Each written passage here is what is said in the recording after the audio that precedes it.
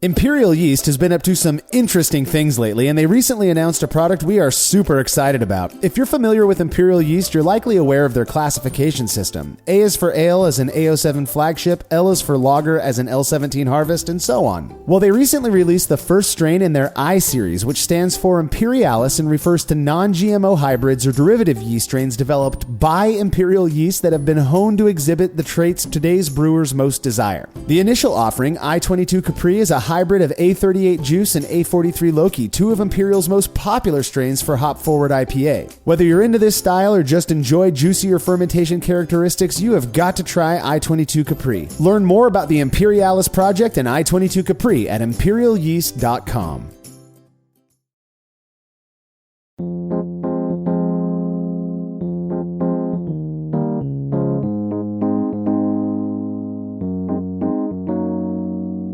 Hey everybody, you're listening to the Brewlosophy Podcast. I'm your host, Marshall Schott, and today I am joined by a few of the most astute beer reviewers around, my friends Tim Meisch and Justin Pretzer, as well as our friend Craig Fry, who you've heard on the show before. He was a last-minute addition, so we're glad to have you, Craig.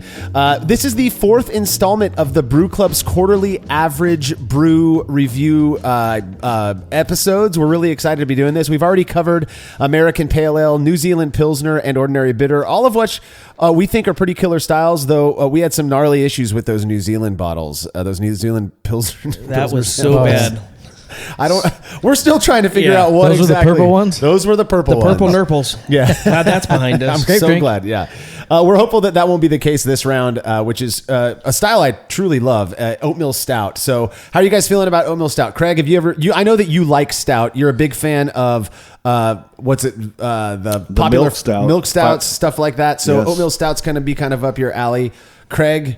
I'm sorry, Justin and Tim, what do you guys think? I'm not honestly looking forward to this. I'm bringing some preconceived notions into what I think stouts are. So maybe the brew crew here will be some eyes opened with your folks out there in Brewland.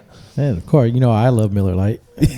That's not a stout. That's not stout. That's as stout as Tim and I do. Yeah. Well, if you're interested in participating in rad projects like AvgBrü, or you just want to kick it with a group of like-minded homebrewers, head over to thebrewclub.com. That's thebruclub.com to learn all about the cool stuff they've got going on. Just a heads up, if you go to thebrewclub.com, you're going to be redirected to their Facebook group, which has been quite active lately. At nearly 3,000 members, this has got to be one of the biggest clubs out there currently, and that's all thanks to the dedication of the leadership team of the Brew Club. Membership is currently free, so go join now. You've got nothing to lose, and if you're listening to this show right now, you're probably really going to enjoy being a part of the club. All right, if you like what we're up to and you want us to keep doing it, please consider becoming a patron of Brewlosophy. By committing to a small monthly pledge over at patreon.com/Brewlosophy, you'll receive rewards like access to unpublished recipes, unique discounts at YakimaValleyHops.com, and an invitation to a monthly live Q&A session with somebody in the brewing world. Coming up later this month, February of 2023, Clay Disney from Jaded Brewing will be hanging out with patrons. If you happen to be one of the few homebrewers out there who are unfamiliar with Jaded Brewing, they make some of the coolest and not to mention fastest immersion chillers out there. I've used their Hydra, King Cobra, and currently I'm using the Scylla with my electric rig. Every single one of these chillers chills wort at breakneck speeds. I know not everybody uses immersion chillers, and if that's you, this session will still be a fun one. As in addition to being an expert on chilling in general, Clay's just a really cool guy who also happens to be the longest standing sponsor of Brewlosophy, and we love him for that. You can check out all the unique chillers Jaded has to offer at jadedbrewing.com. And if you want to be a part of this session, you have to make your pledge at patreon.com/Brewlosophy no later than Friday, February 24th, 2023, as Clay's going to be taking questions that Saturday, the 25th. All past sessions are stored on our private Patreon and Facebook pages, so patrons can go back and watch them whenever they like. Another really easy way to support us is by using the links found at brewlosophy.com/support. When you're shopping online, your experience doesn't change at all, and we get a little kickback for the referral. Finally, if you wouldn't mind letting us know what you think about this show by leaving a rating and review in Apple Podcast or wherever it is you listen to podcasts that allows you to do that, we'd really appreciate it. Feedback is brought to you by Clawhammer Supply, who in addition to having a remarkable YouTube channel chock full of great brewing-related content, sell what we believe to be some of the best electric brewing systems on the market. If you've been considering making the move from propane to electric, you owe it to yourself to check out Clawhammer Supply. Whether you're after a 120-volt 5-gallon unit or something bigger like their powerful 240-volt 10-gallon system, Clawhammer has got you covered. Learn more about everything they have to offer at clawhammersupply.com, and don't forget to check out their YouTube channel as well. Listener Chris Saxton left a comment on Facebook after listening to our last Average Brew episode where we reviewed a bunch of Ordinary Bitter, which I believe we liked pretty much every single one of those. Which they were was pretty delicious. Cool. Yeah. Chris said, "What a great episode. I absolutely enjoyed listening to it. Now I'm wanting to do a bitter, and I want to see if I can taste the green beans." LMAO, that made me laugh so freaking hard. So Justin, I'm almost certain that it was you who made a comment about green beans somewhere. If it doesn't make sense, it probably came from this direction of the room. Absolutely. I had, if I'm hearkening back to that time, it was a weird sensation that I was crushing some green beans in a good way. I like green beans, so there we are. There it is. Just crushing green beans. Just give me a can of green beans and we'll get down to business. Yeah. Well, I'm glad you enjoyed that, Chris. There's a reason that we're all friends. I think we all like to be a little bit lighthearted, especially when it comes to reviewing beers. And that's kind of what our plan is today. We're going to have some fun. So if you have show feedback, you can send it to feedback@brewlosophy.com or drop us a line on social media. So last week, I said I thought the first episode of the Brewlosophy show, our YouTube channel, would be dropping in the next week. But as those who are anxiously awaiting already know, that did not happen. That's completely my bad. I was off by a few days, and host Martin Keene made sure to rib me a bit for that, so I do apologize. The first episode of the Brewlosophy show will actually be dropping later this week, Thursday, February 9th, and we couldn't be more excited about it. If you haven't already, make sure you go over to subscribe to our YouTube channel at youtube.com/@thebrewlosophy show. That's youtube.com, the @ symbol, the Brewlosophy with a U, show. No umlaut necessary. All right, we'll be right back with Average Brew Oatmeal Stout reviews.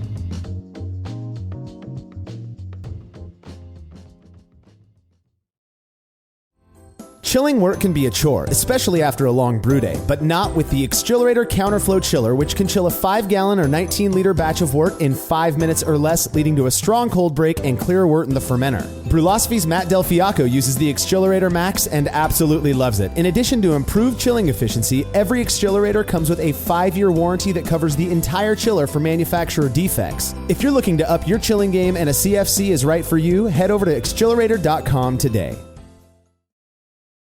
As every brewer knows, the best beer requires the best hops, which Yakima Valley Hops provides fresh from the source to brewers around the world, carrying everything from classics like Cascade to modern favorites like Galaxy and Mosaic, as well as other ingredients and gear. Yakima Valley Hops has it all. And don't forget to check out their new podcast, The Late Edition, where the YVH crew goes into depth on our favorite plant with industry experts. Head over to YakimaValleyHops.com now to see all they have to offer and subscribe to The Late Edition wherever it is you listen to podcasts.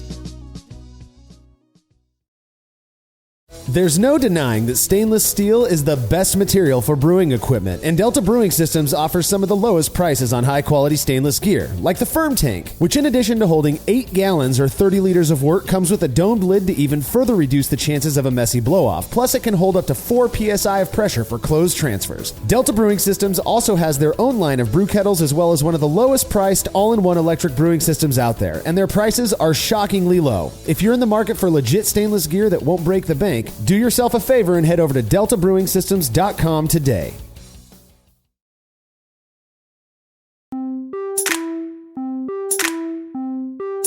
When I first got into craft beer and soon after homebrewing, there weren't too many styles I was familiar with, but I definitely knew what stout was because I had a friend at the time who really was into Guinness, and I think everybody knows what Guinness is. It didn't take long for me to learn that there were actually multiple versions of stout, one of which relies on a cereal grain more commonly associated with breakfast and cookies. Frosted Flakes. You can do that. Nailed People it. have done it. Over the years, I've not only drank my fair share of oatmeal stout, but I've developed quite the liking for it. I'm a huge fan of oatmeal stout. I'm actually a big fan of oatmeal in beer in general. I've used it in various styles, but I think it works beautifully in stout. Do either of you or have any experience with oatmeal stout that you're aware of? No, I actually have purposely avoided it because it doesn't sound good to me, honestly. And I mean, you think of a good bowl of oatmeal and a cup of coffee in the morning. I don't know why that wouldn't go good, but Yeah. I've never ordered it because I don't think I like it. So I'm eager to see if I've been missing out all these years.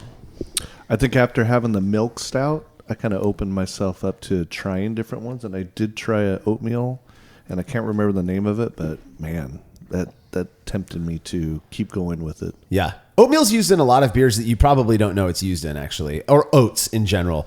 There's various forms of oats. We'll talk about that later. What about you, Tim? Have you ever even had an oatmeal stout that you're aware of? If I had, it was over here, and I probably By don't accident. remember. Yeah, you slipped it to me. It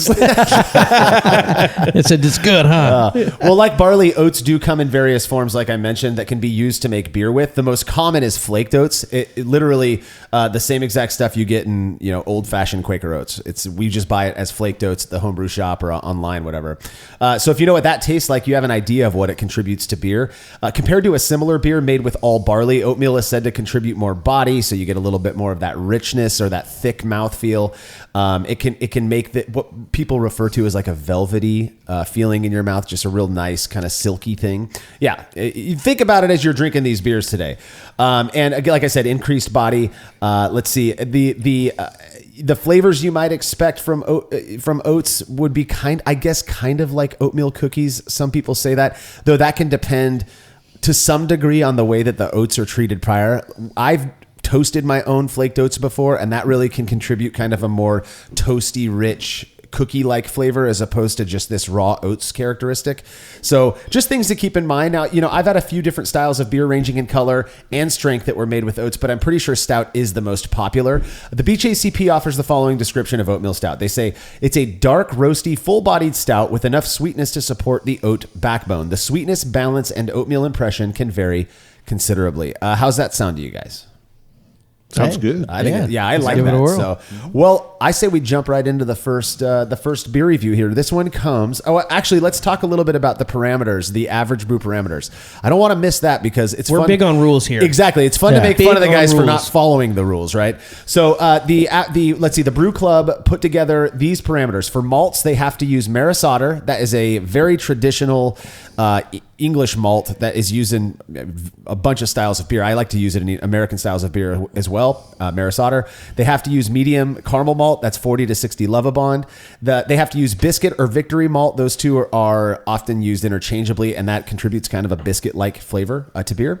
And then they have to use 9 to 12% oats, but they get to choose the type of oats they're using. So it doesn't have to be flaked oats. It can be golden naked oats. It can be various forms of oats. Torrefied oats. I don't even know if they make torrefied oats, but roasted grains have to be chocolate malt and roasted barley. So I believe they have to do a little mix of chocolate malt and roasted barley.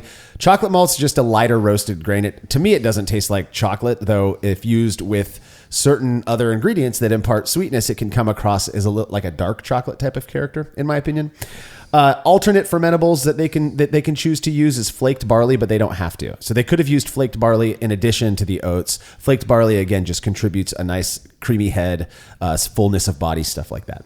Hops, they have to bitter with Magnum hops. Mid-boil, East Kent Goldings, Willamette, or nothing. They don't have to put anything at that halfway mark in the boil.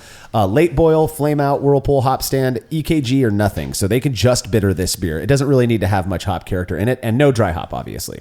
The yeast, they can use Imperial A10 Darkness or Lalbrew Nottingham Ale. Those are two very popular English style ales that are not sourced from the same original source, same brewery.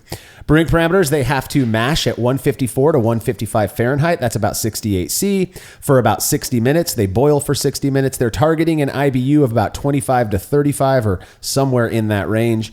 That's bitterness, and that's not terribly bitter, but it's also not bitter. And the idea is to balance out some of the sweetness you're getting from these grains. Target OG of 1051 or higher. They just on the thing that they put out to Brew Club members, it could be 1051 OG, which is pretty solid. That's going to result in a decent alcohol level, or higher. So they can go as high as they want. They just put a plus sign. But a typical one of these hovers around that 5 to 6% number. It really depends. Oatmeal stout. I don't have the BJCP guidelines in front of me now, but I've had oatmeal stouts that are down in the low fours, all the way up to 8%. I mean, you can make a stout with oatmeal and call it an oatmeal stout. So it really doesn't matter. So I'm excited to see the variations that we get to try today. Now, if we're going based off of the last 3 AvgBrü reviews that we've done, there's a high likelihood not everybody stuck to those parameters. But hey, beer is beer, and we get to drink them now. So the first one comes from Frank Osborne. We just poured them out. Thank you, Tim, for pouring the beers for us. But of course. You're such a good bartender. And a little bit about this one. He just sent his recipe, and I don't want to go over the whole thing, but he used Maris Otter. He used medium caramel malt. He used flaked oats at 12%, so he went for the high end. That's what I would have done. And he used the blend of chocolate malt and roasted barley. That's awesome.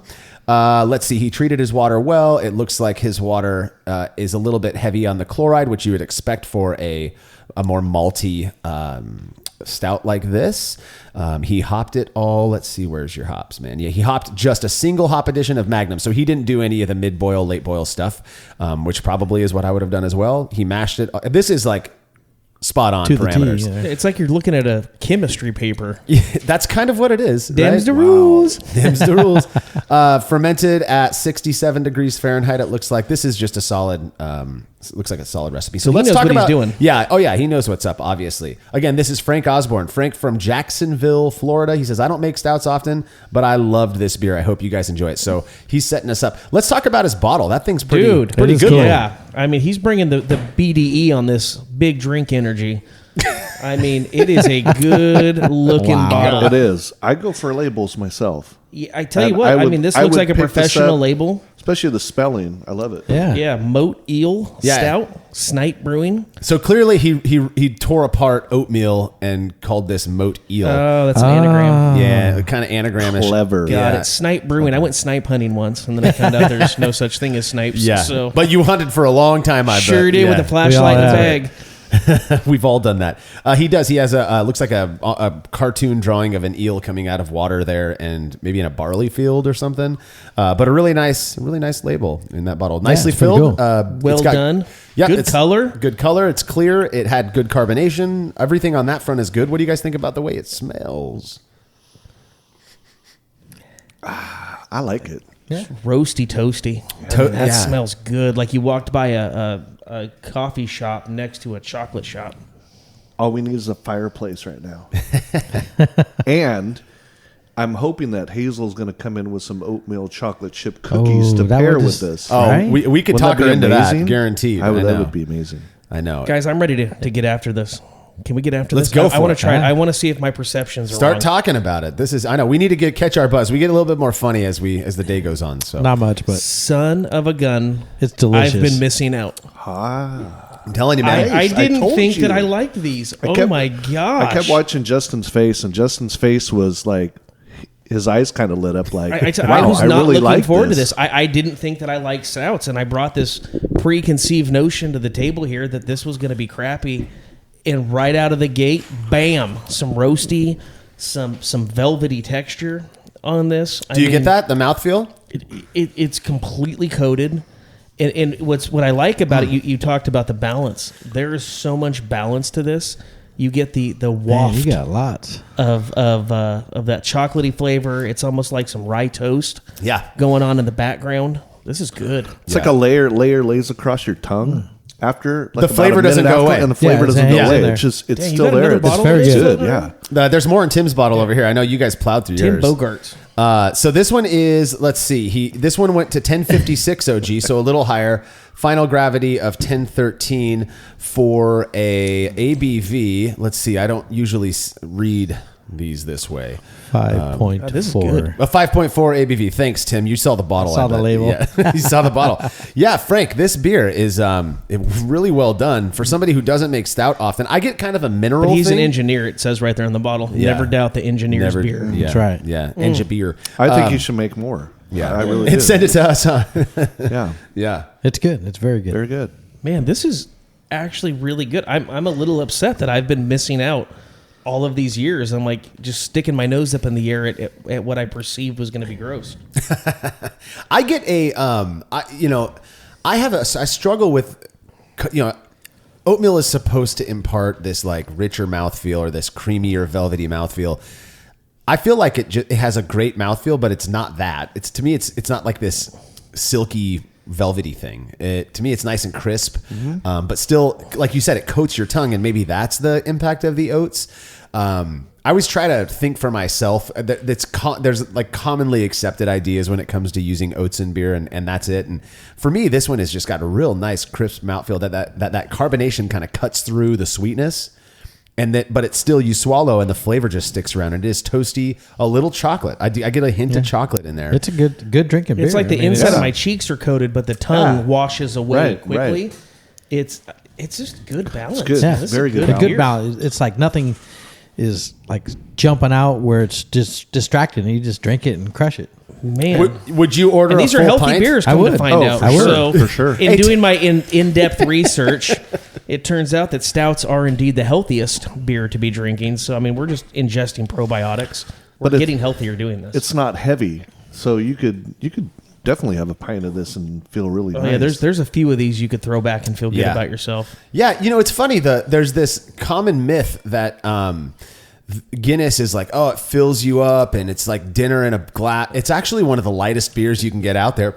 I believe, if I'm not mistaken, it's got, in terms of like lightness, I guess, it's somewhere around like a Budweiser. So it's, I could see that. but it's dark, and you make this association, right? It's dark, so it's heavy. It's like you're drinking motor oil. Exactly. Yeah. So we are moving on to the next. Well, we got to rate these now. Oh, We're going to bring back okay. our new and improved rating system.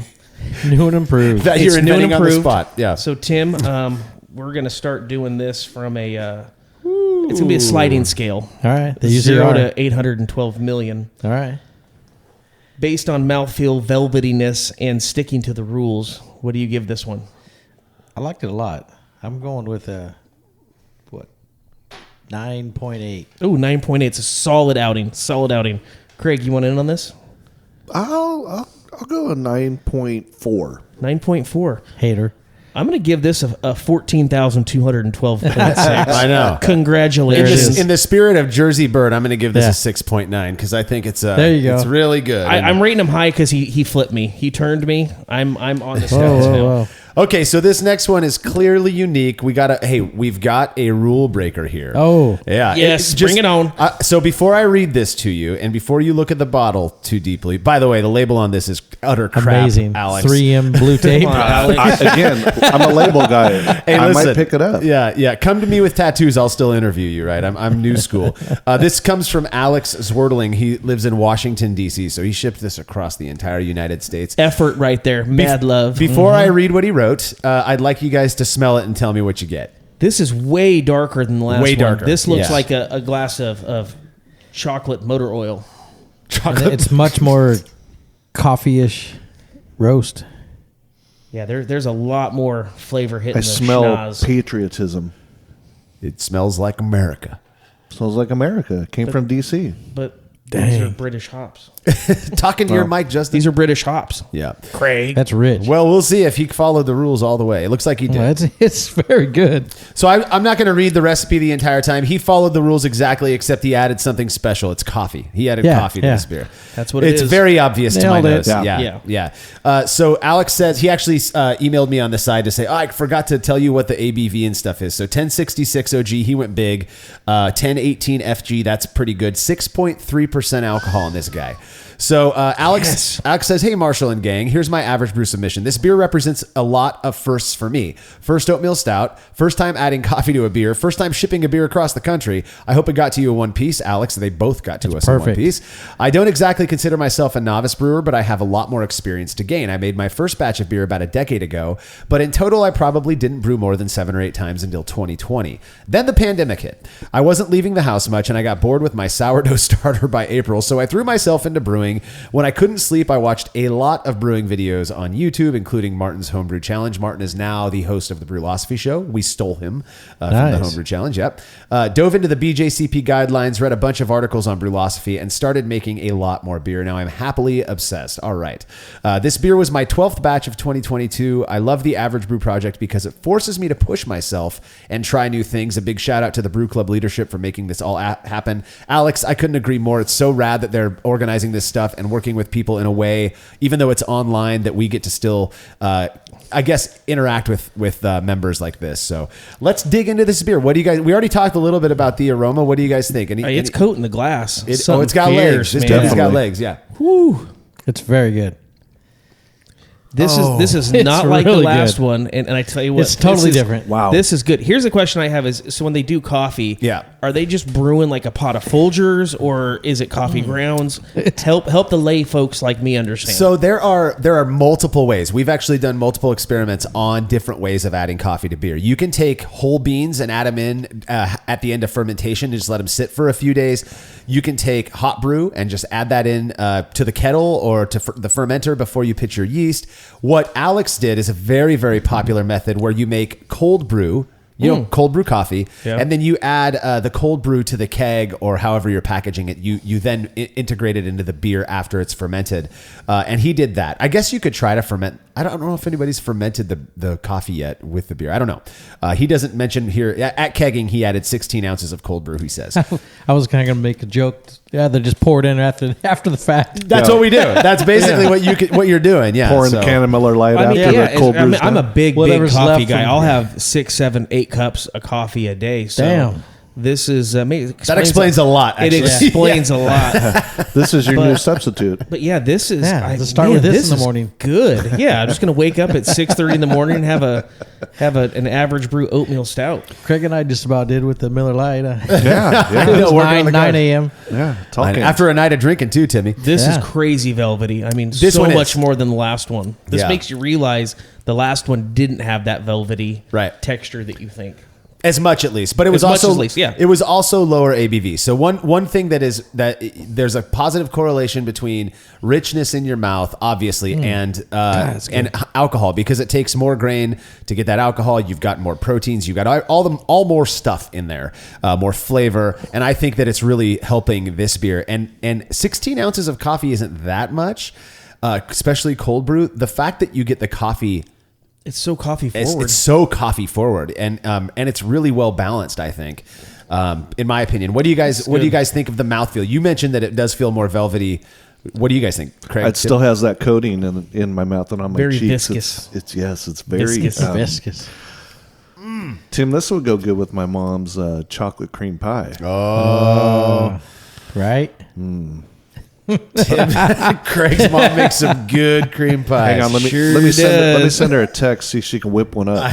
She probably would. I have one at my house. You guys can swing by after. She dropped one off for She you dropped this one off. morning, Justin. Yeah. What else do you guys think about the flavor? I mean, the coffee, flavor's amazing. This is so friggin' good. I mean, this is like you could have this by a campfire at the end. I don't know if I would want to have multiples of these because I think it would get a little heavy for my lightheartedness. But man, this is a quality beer. Yeah. It's good. These are oatmeal stout. If they're lower ABV, I can drink a lot of them. Kind of when Tim said earlier that he could just crush that first beer from Frank, I was like, yeah. Even if it's summertime sitting by the pool, if it's light enough, Yeah.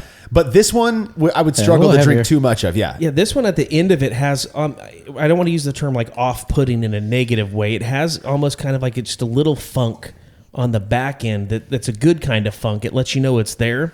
And I don't know, my uneducated palate isn't able to tell me what kind of that is. reminds me of like Almost like, you know what? Oh, baker's chocolate. That's what it kind of reminds me of. Totally. You're eating a thing of chocolate and you're like, oh, cool, it's going to be sweet, but baker's chocolate will just put you on your keister. of that one Marshall, the milk stout of the Firestone. That Oh, I yeah. think it's the nitro one. The Yeah, nitro one. yeah. Yeah. It kind of reminds me of that. Yeah. Yeah, but with coffee. with coffee. Yeah. Flavor-wise, though, yeah. I could take this at the end of the night, like my final beer after dinner, kind of like final. I'm gonna have this. Followed by a whiskey. Well, that. Duh. Yeah, that's goes unsaid.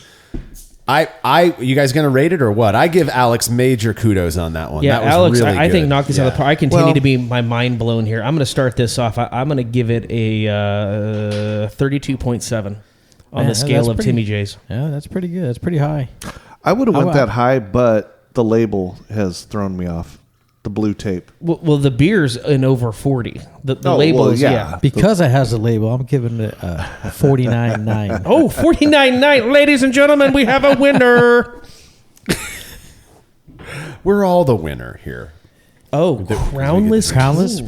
We are moving on to beer number 3. This one comes from David O'Neill out of Virginia. And he calls this Cherry Did You Know Imperial Oatmeal Stout. Do you guys know what Imperial means? Yeah, it's stuck up. It's stuck It looks up. down on the It wears peasants. a crown. Yeah. I think that's why it's got the crown thing on there maybe. I really like his label, by the way. It's just like a 1-inch by 3-inch strip that goes up the bottle, which is kind of neat. It's kind of cool. It's minimalist, but like it gets to the point. Yeah, I like it. I dig it. So an Imperial Stout, you guys are going to love this. This is gnarly. So he says, just a heads up, ideally, I think this needs 2 to 3 more months to age. We're not going to do that, David. So save a bottle for later. He said, if you sent me 3, I will save the other one for later. He says it should mellow out. As to the name, this was brewed in the Christmas season, so you can blame me for the pun. Or can you blame me for the pun? Wow. The malt bill is supplemented by the additions of cocoa, brown sugar, and pureed cherry.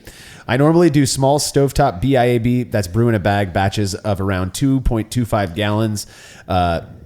Due to system limitations at the time, this batch was 1.25 gallons to get a full hour boil and fit the large grain bill. But I see Justin already took a sip. I took a sip, but too. that wasn't going to stop me from adding a full 3 pounds of dark sweet cherry puree to the fermenter. Yes, you did. Yeah. Well, good news is he's cured my gout.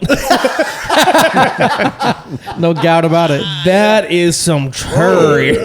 Cherry. Honestly, there were a few guidelines for the average brew, just minimums, but I followed what there was. I used Imperial Darkness around 65 degrees fermentation temperature. That's like 18.5 degrees Celsius for 11 days, bottle conditioned. Ooh, this is really pretty for a bottle conditioned beer that was shipped. I'm seeing it basically clear. It's super dark, but it's clear where you can see through it. So this is also a part of what I think. That's the recipe. He gave us a QR code for the recipe on Brewfather. This is 1081 OG 1.081. That is almost double what the first one was, and it finished at 1019 FG. This is 10.6%. Yeah, I was alcohol, gonna say. guys. Yeah, this will put you on your keister. It was almost like barley wine-ish. So, okay. Oh, you know what? This is rad. So David actually included, you've seen me do this before, Tim. He included a syringe so that you can push some of the, I'll do it for you guys in a minute. I don't know how well this is going to work on podcast because you can't really see it, but he did include the syringe. Maybe we'll play with that later because it's something that we mentioned on the podcast and he tried it. He said a lot of YouTubers seem to reference back to it. So anyways, let's talk about this beer. What do you guys, I haven't tasted it yet, but clearly there's a cherry thing going on. Slightly. Yeah. Slightly. It's I tell you what, I am not trying to be mean. I don't like it. And the only reason I don't is there is a lot going on in this. I think I would like a small glass of this. I couldn't do a big. It's balanced. You have a at small the one right in beginning, front but of at the end, I mean it. They're pretty small glasses. It punches you in the earlobe with the dark cherry. Boy, it does. It is. Yeah. That Yeah, is. it's got some cherry. I'm not a big cherry fan. So when he was saying that it needs to age, would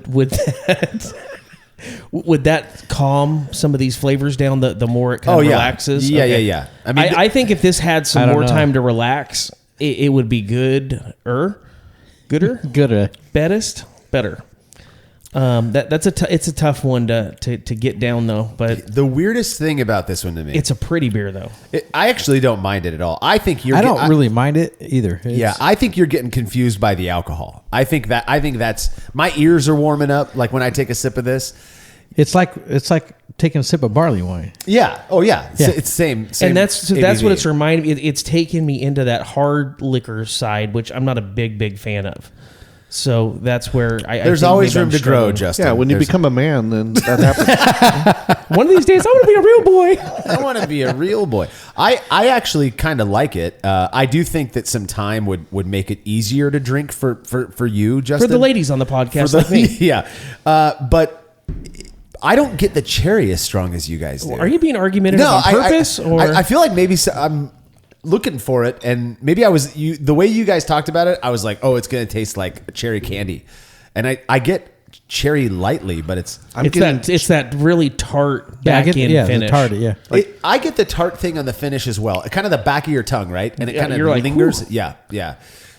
Yeah, you feel it up through your sinuses, the whole shooting match. I think that's the alcohol, though. I think that's the alcohol that's doing that. Because I get that, but to me, it just feels like a boozy beer. Definitely. On the nose, it just smells really good. It smells incredible. Yeah. It does not smell like it tastes Yeah, to smells good, to looks my good. uneducated palate. But it does taste like cherry chocolate. Like Okay, dark yeah. cherry chocolate. Which I'm not a fan of either, but Right. I would drink this before I ate like a cherry cordial or something. Oh, for sure. Those are nasty. I get this tastes like baker's chocolate to me. This has that really dark, like 85% cacao dark chocolate flavor to me. Had like a little salt on the back end of the back of my throat. It really is. It's like lingering like at the very We'll back just of my leave that palate. alone. There's something It there. won't go away. So it's hanging out. It's here to party. Yeah. One thing that is difficult to do is to predict the impact of adding fruit to beer and the impact on your ABV that's going to have. My hunch is that this is more than 10.6%. So that ABV. the fruit you're saying is kicking up the alcohol content Well, because it must like fermenting more. Or? Exactly. If he added it pre-fermentation, which I would do, some people don't, but it's still going to ferment. And the fact that these bottles didn't explode says to me that he fermented out the fruit. This has got to be. I would push this at 13 or 14% ABV. You can tell he knows what he's doing. Yeah, I mean this it's is, a well-made beer. Yeah. I could see how you got to. This isn't going to please everybody. Yeah, I feel like I'm bringing a knife to a gunfight with Yeah. David O'Neill here, and he is packing. We are drinking out of our new Think beer glasses. They're little 5-ounce glasses, and this is about as much of this beer as I'd be able to handle, I think. But I think it's good. I like the cherry chocolate thing, and I get chocolate from this beer. It's weird because I'm trying to look for the oatmeal, and I'm not getting it. No. No, I don't get anything oatmeal. And again, I'm relating oatmeal to comfort, to, like I said, that Cookies. warm bowl of Quaker Oats, a Yeah. hot cookie type of thing. This is just like I'm here to do some damage. It's like the oatmeal contributed what it was supposed to in terms of fermentability. It added sugar that got fermented out. Great. But I don't get that luscious, velvety mouthfeel thing that people talk about. No. It could just be that I suck at detecting that. I don't know. But this to me is like a really well-made imperial stout with cherry on the back end. Yeah, That just hits the back of your throat. Like it's like right above my tonsils as well. Yeah, It's exactly, so weird. exactly. Yeah, that we're all experiencing it like that. I think David did a really good job. How many of these would you drink if it was all that was on tap though? I drink a lot of 7-Up. I'd probably have a couple. I would too. I would not turn it down. You'd I have would to. struggle. You'd have to. I I would wouldn't struggle turn to it get down. past one. But again, I'm you guys are grown ass men. I mean, I'm over here playing in the Miller Lite section. And David's over Nothing here wrong with brewing that. like the big boy stuff, I did scan his QR code, by the way, and which is super cool. I haven't seen anybody I do had that never before. had. I just That's had legit. to do it Yeah. to see if it actually went to somewhere. And some of the other beers that he has on there has piqued my interest. Yeah, I want to try more of David's stuff because you could tell David's a bit of a wizard in the kitchen. Well, I wonder, the holidays kind of elicit bigger beers. People brew barley wines for them. They brew quads, Belgian quads, stuff like that.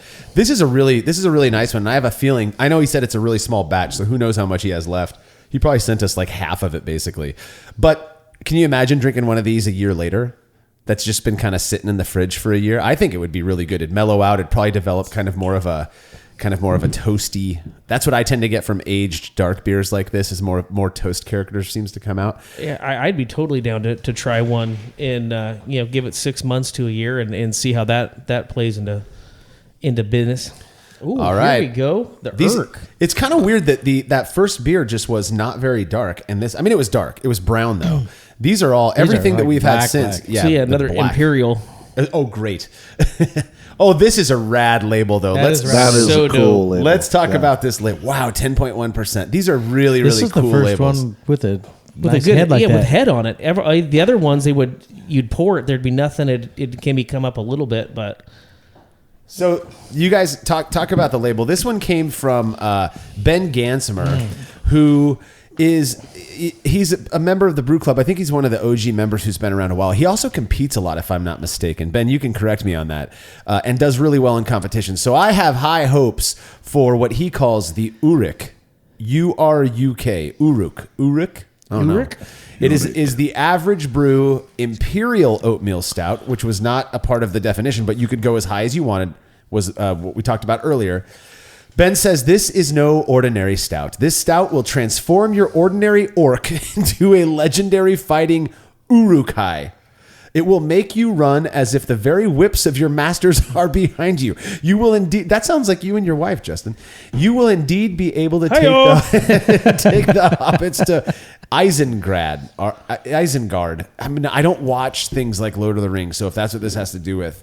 One stout to rule them all, one stout to find them, one stout to bring them all, and in the Imperial A10 darkness bind them. So he used Imperial A10 in this one. Lord of the Rings nerdiness aside, I nailed it. I haven't even seen that movie, and I could tell it was Lord of the Rings. Well, you nerds stick together. At an OG of 1103, 1.103, and an ABV of 10.1%. This is the biggest beer I've made. I went the opposite of short and shoddy on this one, mashing and boiling for 90 minutes each to hit my expected OG. It's a bit young in the bottle yet, so hopefully it's not too hot. That's something that can happen with big beers that are too young, is you get a little bit of that hot alcohol thing. I mean, I didn't get any in the last one, so I'll be interested to see how Ben's tastes.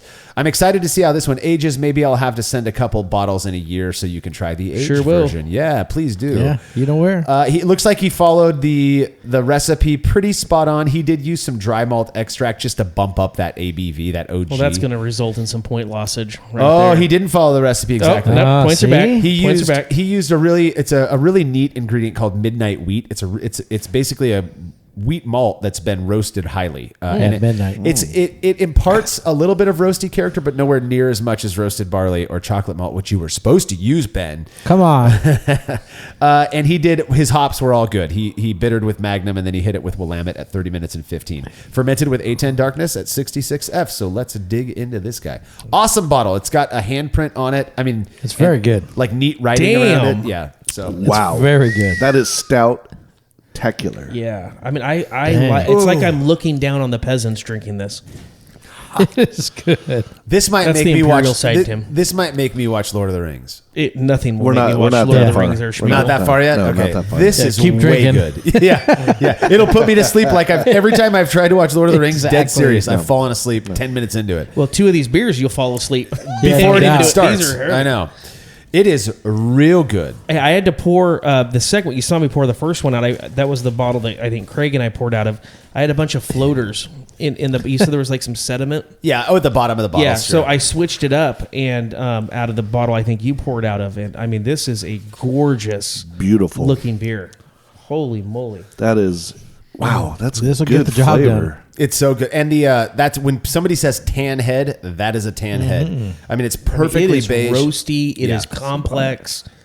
I mean, it's coating the back of your mouth. I get velvety. Yes. Let's Yeah, look. yeah, He It's sent the like recipe. I'm chewing on a I silk am shirt finally. right now.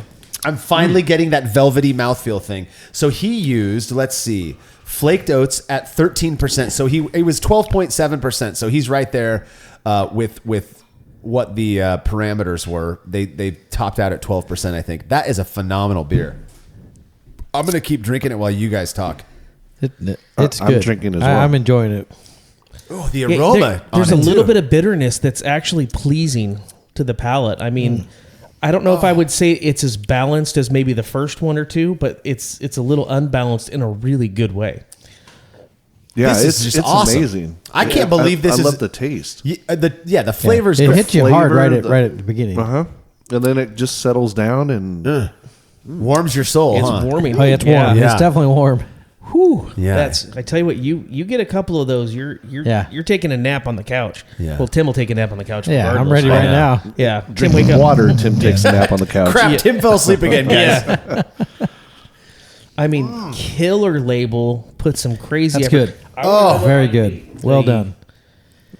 Yeah, the border of this label is some like crazy hieroglyphics. Yeah, but yeah. It's like It you're looks getting cool, into some though. like Native American type stuff. But this is cool. I thought it was a drawing on the border of the label, like a No, it almost looks like Sanskrit. Celtic knot or something like that. That's like Sanskrit. Oh yeah, interesting. I like it. I bet it's Lord of the Rings. I bet it means something. I bet it's like in Well, there's 2 more points off. Points down. So, I mean, Oh, Lord. I feel like we've talked about mouthfeel, the aroma on it. It's weird when I smelled it. I was like, oh yeah, it just smells like a stout. But you drink it and you're like, boom. Yeah. Yeah. It explodes with flavor. It explodes with Yeah. flavor right in your mouth.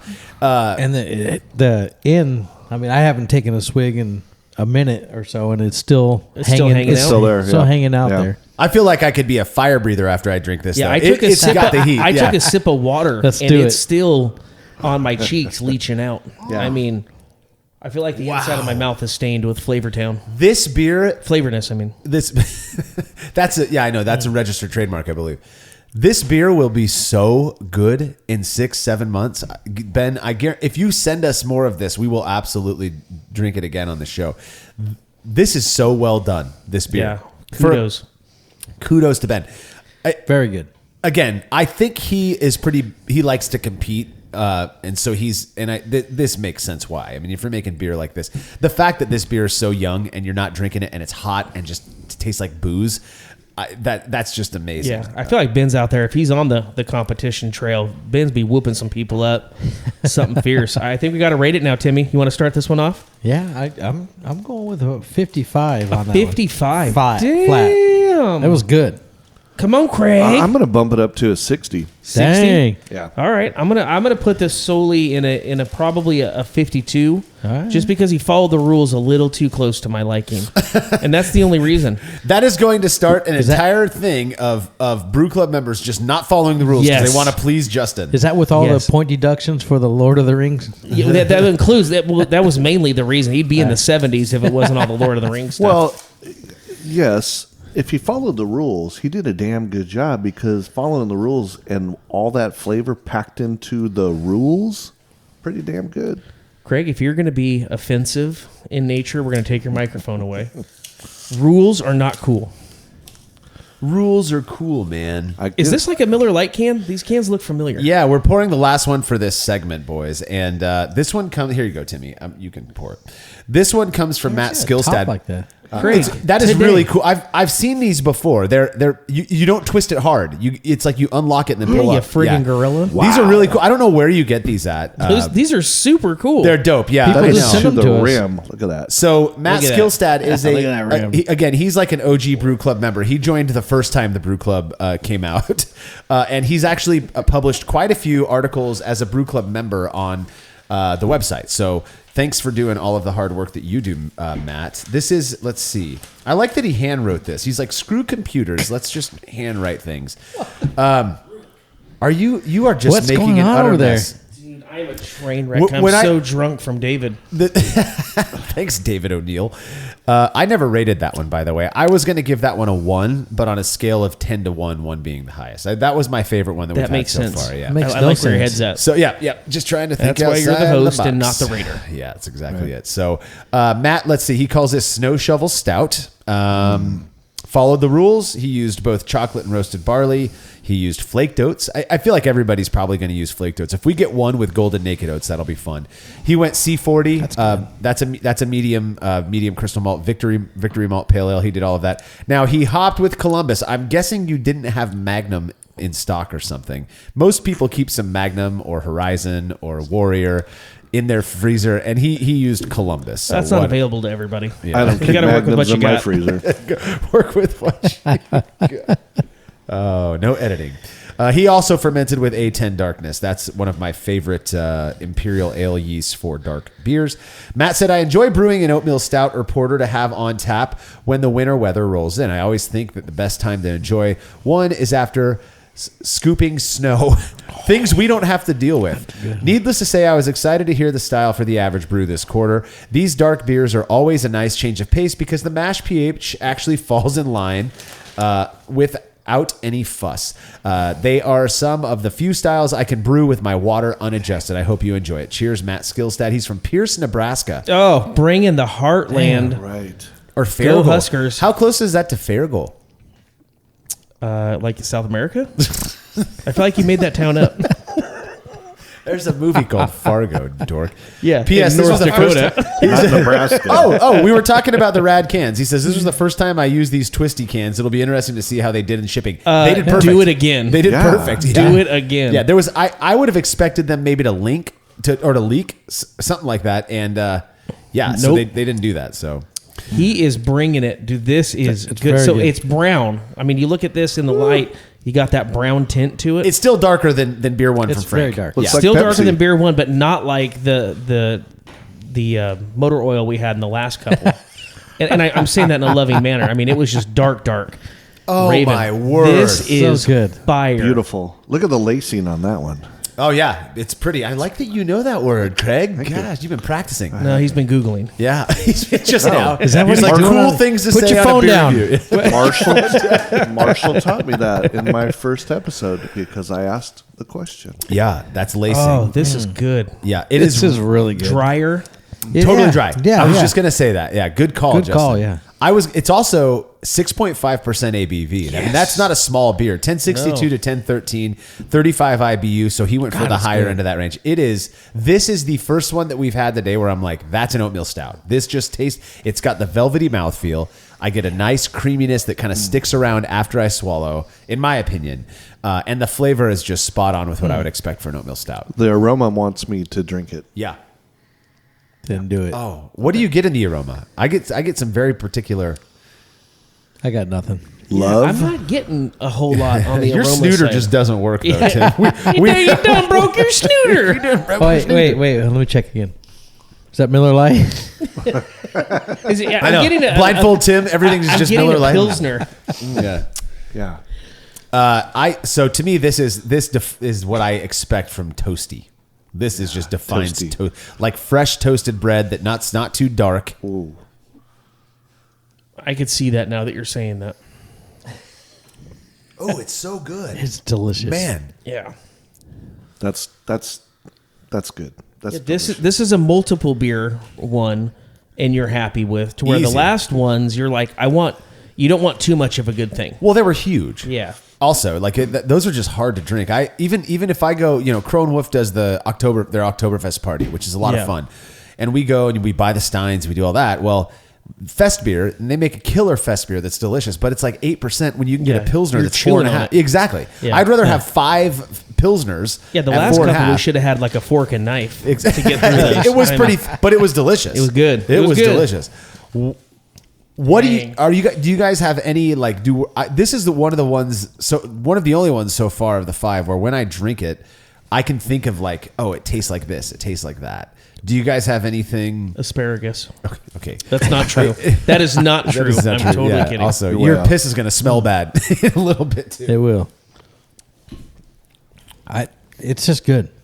Yeah, Man. I'm getting like the Yeah. crust of toast with some Wow. dark chocolate Yeah. bitterness.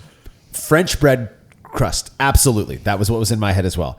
That Ooh, boy, when are you two gonna catch up? yeah. Maybe I'm looking up to you, Justin. I think I'm is what it is. teleporting into Yeah. you, Marshall.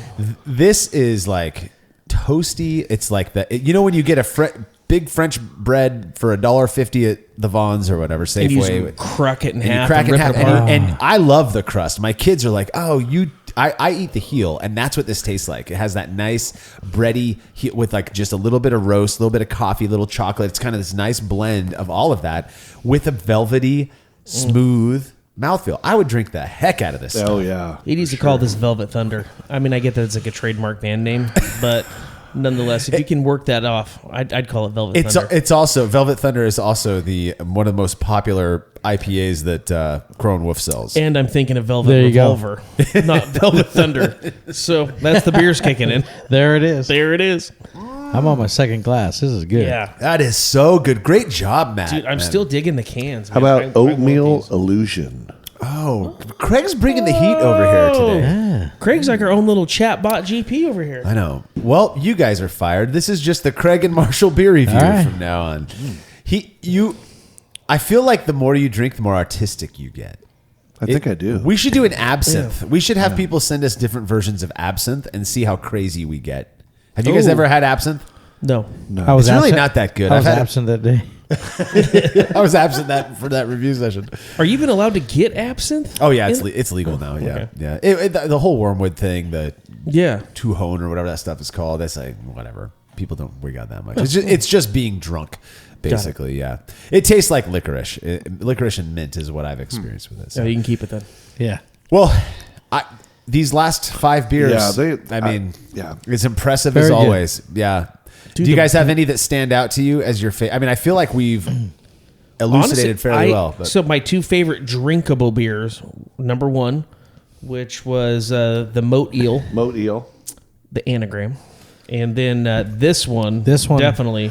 Yeah, I would say these would be the first and last would be the bookends. The bookends, absolutely. And then like the heavy hitters, I think that I like the the Crownless King is coming in strong. Way strong. On the heavy beers. Ben's, right? Ben Gansmer, yeah. What about These are you, good. Craig? You kind of agree with Justin? Yeah, I agree. Yeah, It's definitely. wise. I mean, I like which one was this one? The last one. That's Matt's skill stats. Yeah, Yeah, Matt's is amazing, and I like the Uric, or however you say it. Is it Uric? I was calling it Uric. Good Well- Lord. It's probably Uric. Yeah. Uric. I like the high five. That's what we're going to call it. I from now on. did Uric like is that. short for high five. I'm not a huge I liked fan. them all. Yeah. I mean, honestly, So Tim and I are in the same boat. I liked all of them. I thought the cherry one was even the cherry one was like bam, but I mean it was good. yeah. I that's the one that I think will be the best a year down the road. And unfortunately, he only made a gallon of the stuff, so he probably has one bottle he's stowing away. Man, I would have to for a give year? He the needs to make another gallon. Is what he needs to do. yeah, exactly.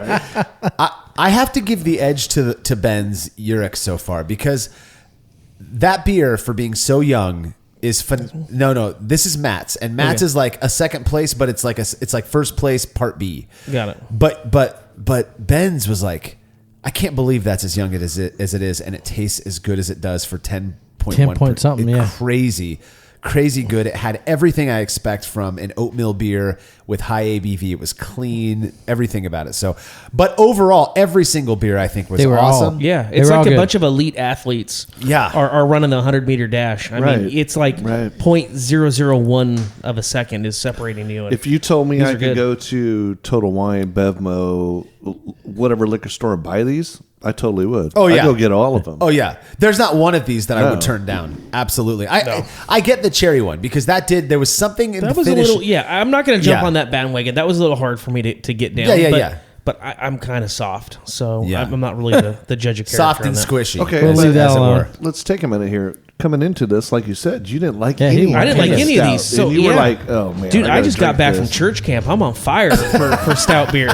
I mean, I'm gonna start spreading the word. I mean, this is good. I think it's going really well. Well, we do have to take a quick break. When we come back, we'll be doing more Average Brew reviews.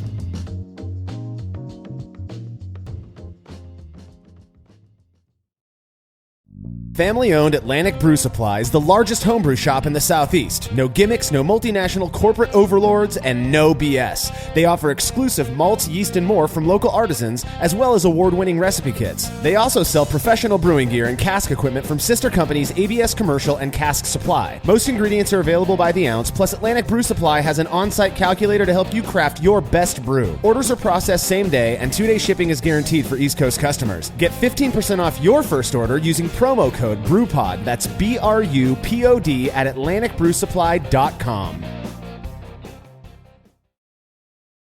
After a long brew day, the last thing I want to do is waste more time chilling wort. I've tried so many different options, and ultimately I settled on the super efficient immersion chillers made by Jaded Brewing. With the King Cobra and Hydra, I'm able to chill my entire batch of wort from boiling to just a few degrees above groundwater temperature in as little as 6 minutes. If an immersion chiller is right for your brewery, then do yourself a favor and check out all of the rad options Jaded Brewing has to offer at jadedbrewing.com. And be sure to let them know Brewlosophy sent you.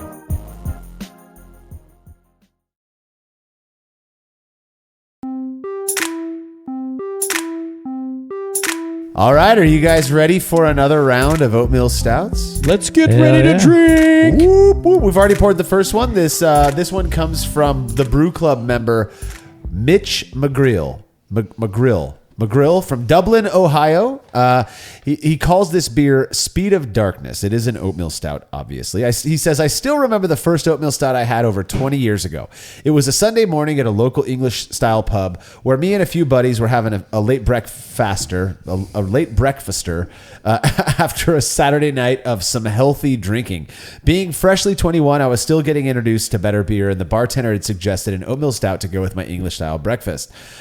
She sat a Samuel Smith in front of me, and after my first sip, I knew I had a favorite beer. You look like you've had Sam Smith before. That's the one I had that I couldn't remember. Yes. It's so good. I know. You couldn't remember Sam Smith.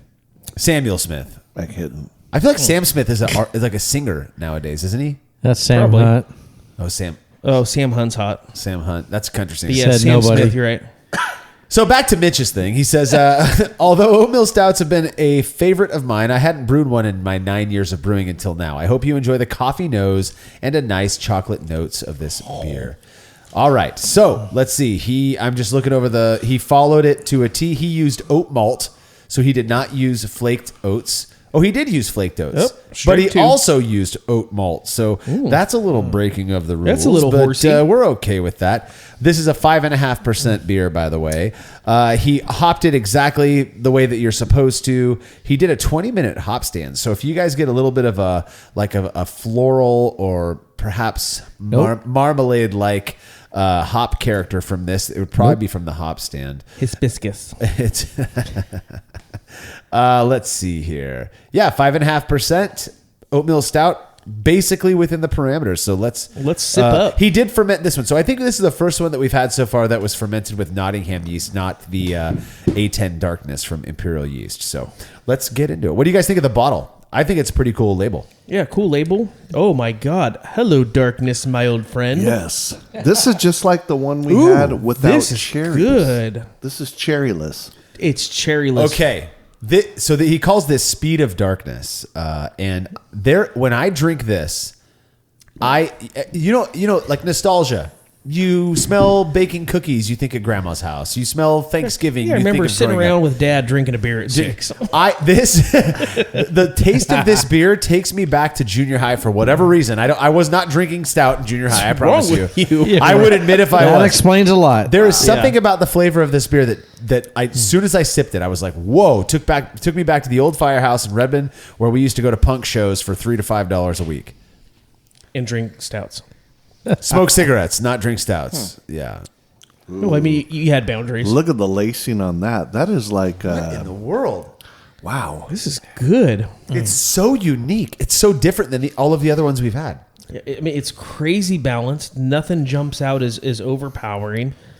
It's damn good. Oh, it's so Man, good. It comes on fast, hits strong, and then leaves just as quickly. We're not talking about your marriage, Justin. I feel like you keep bringing this. That is true. This is true. But I mean, it hits quickly. If 20 years is quickly, then yeah, my God. I get what you're saying. It unlike some of the other ones that we've had, this one the flavor doesn't stick around for very long. At least it doesn't for me. No. This is good. It's got more bitterness than other ones that we've had, in my opinion. What do you guys think? What do you think, Craig? Yeah, I'm watching I'm feeling my cheeks get a little like tingy. It's good. So you like when you feel it like in the back of your jowls and it tightens up. That's usually an astringency thing. Jowls. So here's the weird thing.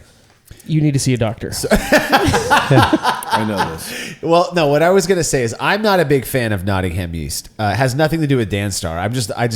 I'm not a big fan of that specific yeast strain. I always get the same thing. I get the same thing from this, but it works with this beer in a weird way. And to me, it's not astringency, but it's this weird like bite that yeast somehow. And the way you described it just now, where you're like, this thing in the back of my jaw, whatever. That's how I experienced Nottingham as well. But man, I'd be interested to taste this beer. There's just so many different flavors and aromas that it goes from like a little bitter to a little sweet to a little floral to a little toasty. And it floral, loops. yes, the floral. I think that's that hop stand that he did. I'm getting that now. That floral hop Yeah. thing, yeah. I get it as well, and I think that's the hop stand that he did. It looks like he did it with East Kent Goldings, which is a very floral marmalade kind of earth, not too earthy, but more floral type of hop. Old classic British hop, yeah. It's good. It's like Good Friar color. Tuck. Good color. Oh, it's beautiful. Yeah, beer. it's brown. It's perfectly it's clear. not black. It's brown, but really, if you hold, we know we've got these small glasses, but if you hold it up, it's absolutely crystal clear. It's totally bright, and I get more Yeah. like auburn, kind of an auburn color. Yeah. Ooh, it smells so good. I almost like the aroma a little better than the flavor. Yeah. Yeah. This is drinkable. This feels like you went to a pub and you're like, just give me your normal pub Just beer. give me your house beer. Your house beer, and this is Yeah. like what that would taste like to me. Yeah, I like it a lot. It's good. You guys gonna rate these ones, or are we gonna cancel rating on this next segment? I I mean, it's up think to we're you. gonna cancel the ratings. This is your guys' show. I mean, there's just so many parameters within the ratings. I think you're going to get a pass or fail, and it's dependent on how much you followed the rules in my book. So let's call this a pass. I mean, This is a pass. I feel like we Pass. have to be unanimous on it. Had he followed one more rule, it would have been a fail. Yeah, the only rule he broke is that he used oat malt as well. But maybe that, I don't know. Maybe that fits within the parameters. I'm not sure. But But it makes this beer a little jumpy, like a rodeo horse. what do you think, Tim? You haven't been saying much. As usual. Tim's Till we turn the he's mics off. Yeah. Tim's the face of the podcast. I know. It's very good.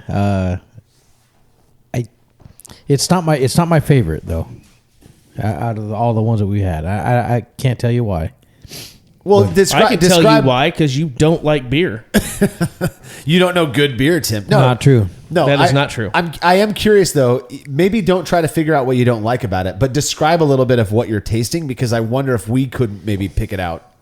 And it's got a weird lingering taste to me. Peanuts. at the end.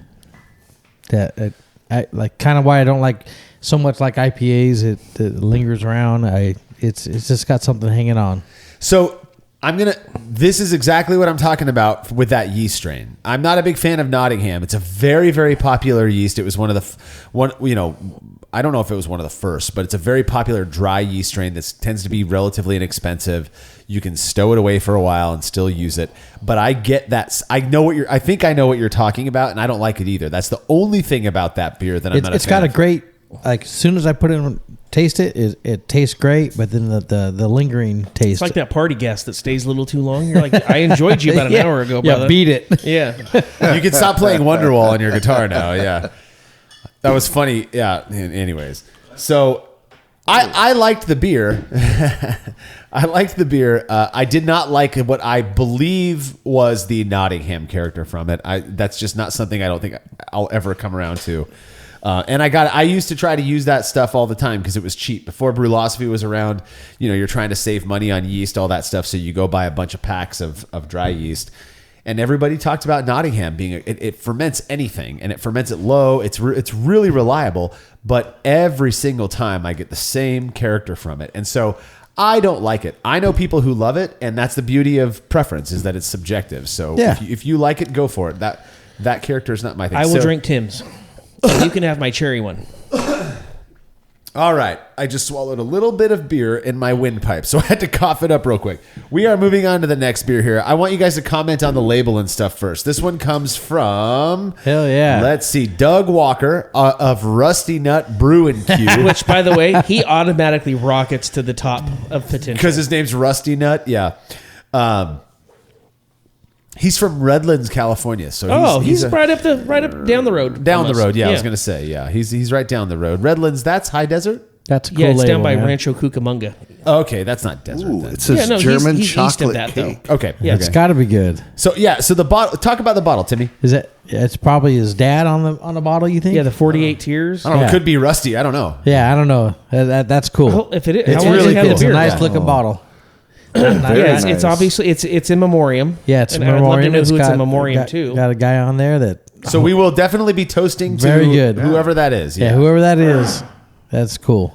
I like the name, Rusty Nut Brewing. he tells the whole story Oh, here. there you if have there was it. only a paper. If there was only a story to Yeah. tell. If only. Let's tell the story, then we'll talk about All the right. bottle. Okay, here we go. So Doug says the story of the beer. In 2014, I lost a close friend. His Okay. name was Jeff Mee, but to all his friends, he was simply known as 48. That's pretty cool. That's a cool ass nickname. That's a cool ass nickname. What a 48. What's 48? That's cool. For the better part of 8 months, this sounds like what we would do with our friends. For the better part of 8 months, I'd been working on crafting a recipe that would be a fitting tribute, something I could open on occasion and raise a glass in his honor. For this recipe, I wanted to impart a flavor profile reminiscent of a German chocolate cake. 48's go-to birthday cake. Oh, I love this that's already. cool. My ambitious goal was to incorporate key dates and numbers within the recipe to make this a recipe with a deeper connection to the tribute. With this quarter's average brew parameters aligning so closely to my plan for this tribute brew, I made some adjustments and 48 Tears was born. Oh, what a beautiful That's story. cool. I love this guy already. I know. All right, before we start, is there more to read? There is more to read, right? There is so I will tell you this, that he broke the rules, but we're obviously Good. okay with that. What he did, so it was he basically did everything within the parameters and then added toasted coconut, pecan extract, and cacao nibs. I think it's going to be good, Justin. I know that you're. So It here's my smells backstory different. on this. So there's 4 birthdays in my family in February, and my dad and grandfather love German chocolate cake. I hate German chocolate cake. My mom would always make me my own birthday cake because we do a group party. So I'm eager to dive that into this. explains a lot about Wow. our friend Justin over here. Wow. Yeah, That I that's, don't like coconut that much. I love coconut. I love coconut. I love German chocolate cake. I Yeah, hate it is coconut. not my thing, but I'm going into this with clean hearts, open let's- minds, in memory of Jeff. Let's give it a clink. Yes. Give it a clink. Clink, Yeah. clink. Clink and drink. we're all going away from it. Dink and dink. All right. To Jeff Mee, honestly. To Jeff. Jeff. There's To nothing. 48. We're all of the age Yeah, now to where 48. we have all lost friends. We know what what it feels like. It's a terrible experience. Absolutely. And so to Doug, first off, thank you for sending this beer, and I think it's rad of you to brew a beer in tribute to your friend Jeff, and to Jeff Mee. To 48. We appreciate. Here. We That appreciate is a yeah. different taste. You know, I'll Than go what we- first. I can taste the German chocolate cake. Yes. It 100%. My grandma, Exactly like a bite of chocolate. German God chocolate dang. cake. my Wow. yaya Wow. made German Damn. chocolate cake, and that You tastes can like taste I the just, coconut. Yeah, the I- cacao nibs are on fire. I just on took that a one. Did you slice. stutter? Did you stutter?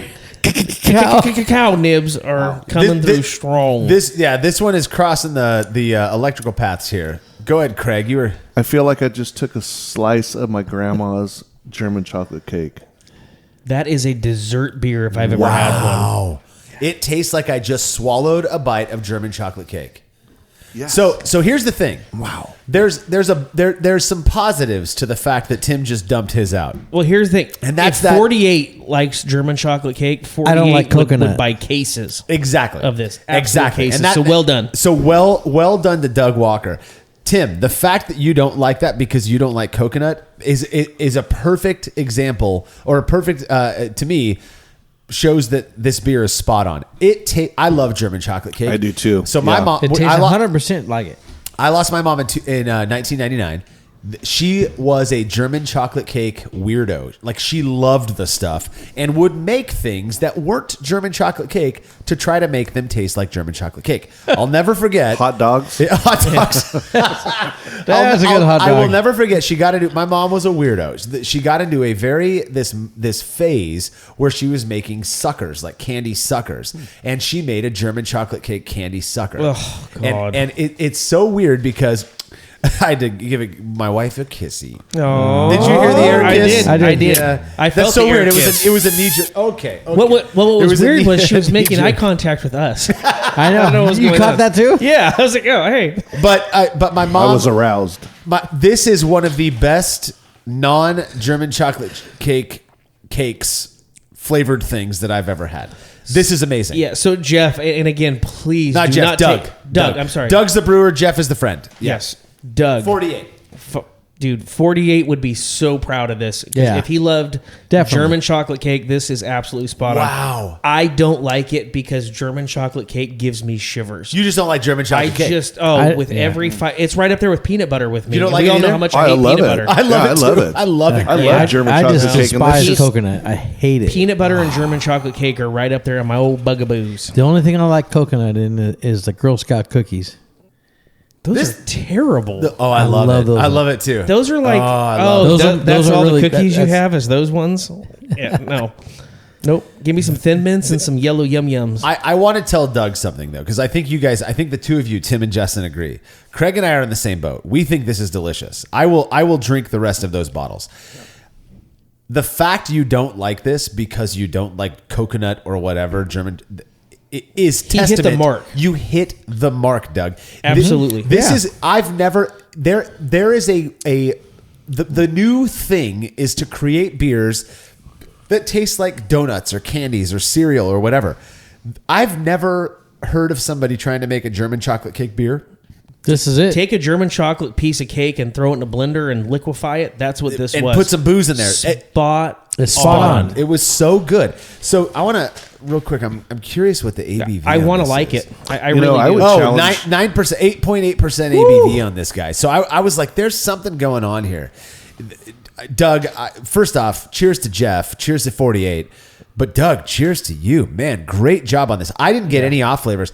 I don't like using extracts in my beer, flavoring extracts, only because the third beer I ever brewed in my entire life, I tried to make a caramel apple ale, and I just added a full vial of apple flavoring and caramel flavoring, and it was awful, as you might imagine. So I've just shy away from that stuff. But this, boy, I loved it. Can I you love it. imagine if Doug came out with a Captain Crunch flavored beer? Oh, Sign me up. There's something funny about that. So there's this. I don't Sign me up. Sign me up. There is this chemical compound. I don't know what it's tetrahydrous something, but THP that is very common in sour beers or funky beers, and it tastes like Captain Crunch. Ooh. In small amounts, it Probably actually doesn't make could- your mouth bleed either.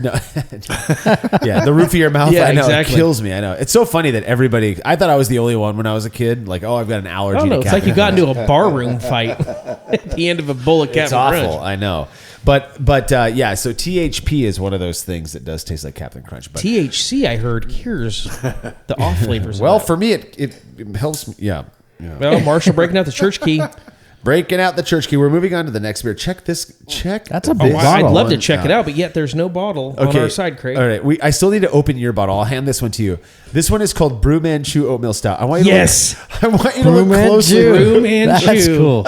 BR umlaut Who U, made by the who? way. Yes. Brew Manchu. Brew Manchu. The later we get into this episode, Yep. There's gonna be the more singing, more voice changes. I want you guys to look very closely at this label. That and looks like comment a on it. stubby Come grab bottle. it. Craig, grab it. It's right off the Quaker Oats. That's Quaker Oats with that Fu Manchu. Oh hell yes! It's Brew All right, Manchu with a hands down. If nothing else happens, he wins the label of the day.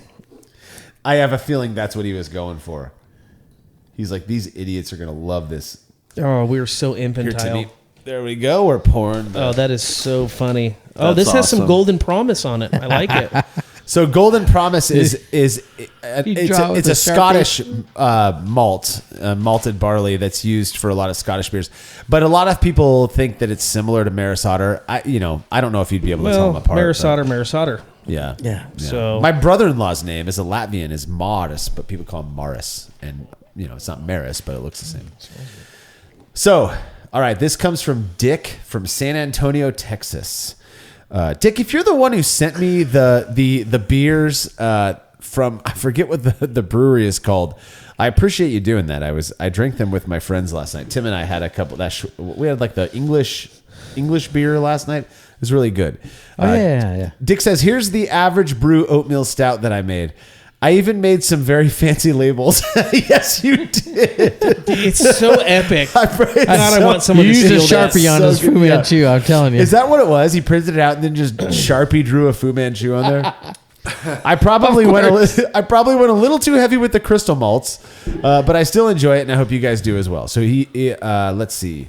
Looks like to me like he used Special B, which that breaks the rules, but whatever. Special B is a Belgian malt used in a lot of Belgian ales that can impart dark fruit or like raisin and plum characteristics to beer. He first were hopped with Fuggles. He put Juggles, but I think he may have met Muggles. I've been watching Harry Potter lately, actually. Nerd. I am. I know. I actually enjoy it. I do like Fuggles, though. Yeah. I like the Wiggles, too. He fermented it with Imperial A10 Darkness. So enjoy the extra beers from my favorite local brewery. You were the one who sent them. Thank you, Dick, for sending those. It was a lot of fun to drink those. So I enjoyed them. All right, let's do it. What do you guys think? The label obviously is one. Label's of the cool. Label's a winner. Label's the The funniest. name one we've seen. is amazing. Yeah. This is thick. Viscous. This is delicious. Yeah. Oh boy. Oh It's got a boy. lot going on. It is thick. It is You're right, complex. That is a to say the complex least. beer. This I'm is like trying to- like an 810 on the SATs. Is that good? That could be good. No, I don't. no, I didn't say 1100, so maybe far, 1100. yeah. Yeah. That is a very complex beer that I'm still trying to figure out. 30 Dude, my seconds brain after. just short circuited for a moment. Yeah.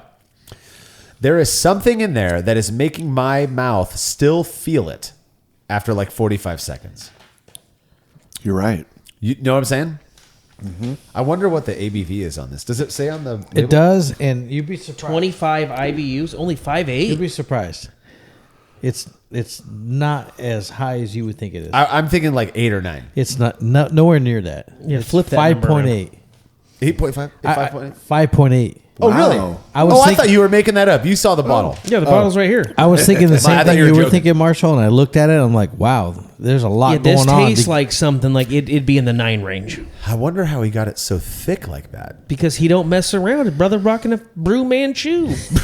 I think I'm going to take a Sharpie into the grocery store and do this You to need the... to do to I- every that would be single awesome. one of them. I'm gonna do Every it too. single one of them. To every single Yes. oatmeal. And they're going to be like, that's from Brewlosophy. That's their... And you're going to get a bill. We're Here's starting- $8,000 for vandalized oatmeal product. Quaker Oats. Dude, I really like this. I do actually. too. This is I good. like this. Yeah, this is. This has got the most aroma, like the strongest nose of any of the ones that we've had so far, in my opinion. Right after Ben's was so big but this one for 5.8%. I mean, Jesus, this is like This has got I'm a lot not of buying flavor. the 5.8. This is not a 5.8 beer in my mind. This is like It this seems- is bordering seems- on like barley wine. Yeah, feels it like. seems high. Tastes it like. feels very strong. Like my Yeah. ears are getting warm. Yeah. I feel like maybe like he inverted the numbers and like there's like 52 IBUs. This has a real powerful punch when you first drink it. Wow. That's a powerful punch. And the words get a little longer and the tone gets a little slower. Full punch. It does, like wham, and then it just kind of settles down. It does wash away very fast. Yeah. Oh, I love that though. Yeah, that's good. I don't want a beer to hang around too long. But there's something like it like sticks in my mouth. Something is sticking in it's my like mouth. it's stuck between your teeth and you're kind of working at it. yeah. Yeah, It's got so you some weird. tri I need a tip in your toothpick. back molar there. You know, I can't help but wonder if that might not be a water chemistry thing, like the minerals in the water. That it has a huge impact on the way that you perceive. so a lot of minerals will make it chewy. Well, different types of minerals, right? So you got sulfate and chloride are probably the two biggest ones for beer. And I like, you don't like it or you do? I do not like it that much. So what don't you like about it, Timmy? Well, let me take another sip here. It's like in your face, right? There is an in your face. Tim and I aspect to are, this by the beer. way, I'm starting to see our palates and our cycles are synced up. You're It's.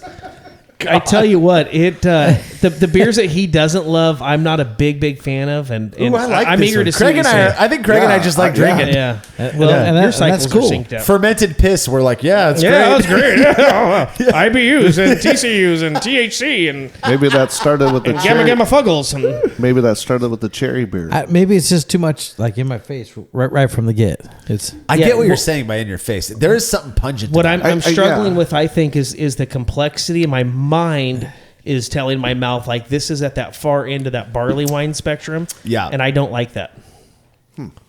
Yeah, I'm not entirely sure what's going on with that. So I'm looking at the recipe. It could be what. So here's one thought: is that he used Special B in this 8 ounces, which even if I'm brewing a Belgian quad or a Belgian double or something like that, one of the darker Belgian styles, I'm using like 2 to 4 ounces in a 5-gallon batch. He used 8 ounces in this. Oh, he's bringing the heat. Wow. So, and that's the thing is that, Special B, again, imparts like dried dark fruit character. So you think plums, raisins, stuff like that.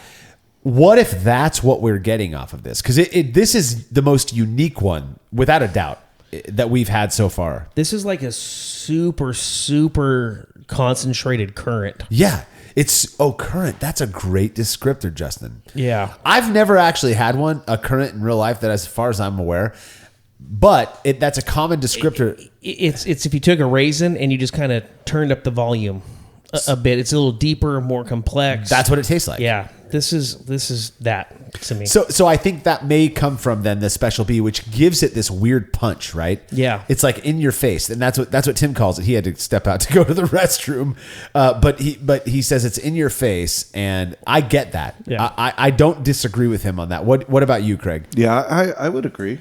Yeah, if I had a flight of these, and this was one of the flight, on the smaller kind of 5 ounce glass like we're having now, I'd be super happy with it. Totally. I don't think that I could do a full pint of it, but I'm kind of a pansy, so there's that. So I could absolutely do a full pint of this. I like dark, wrinkled fruits. I guess I could have said dried. There's so many different ways. You know what I'm saying? Yeah. Yeah. I actually do enjoy. I when I was a kid, I hated raisins. I hated prunes. Oh, but I love raisins. Yeah, so do Yeah. I. I don't love them, but I enjoy. I get it. Like Yeah. there's a flavor there that I'm like, I understand why people would enjoy drinking this. All right, so we're gonna crack open this next one. But so Tim, you're back from the restroom. Any final thoughts on that last beer that you'd like to share with us? I didn't hate it, but I like Justin said, I could not drink a whole glass of it. I don't think. It was just too much right up front in my face. So do you like so you weren't here for us talking about the dark fruit thing. Are you a fan of prunes and No, I despise worse than coconut prunes is what about raisins? Yeah, they're okay.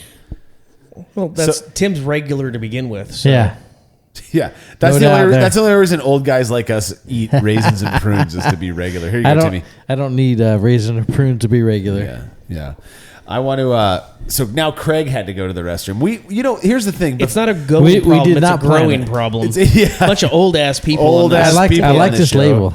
That's So pretty cool. Talk about the Super label. cool. Describe the label. The Timmy. Brew Club. The Brew Club, and it's like a neon tube. Yeah. looking. So Havo Murillo made cool. that logo, which I think is rad. Does it kind of remind you like the 80s, like the Breakfast Club Yes. type Yeah, of stuff? yeah. It's super dope.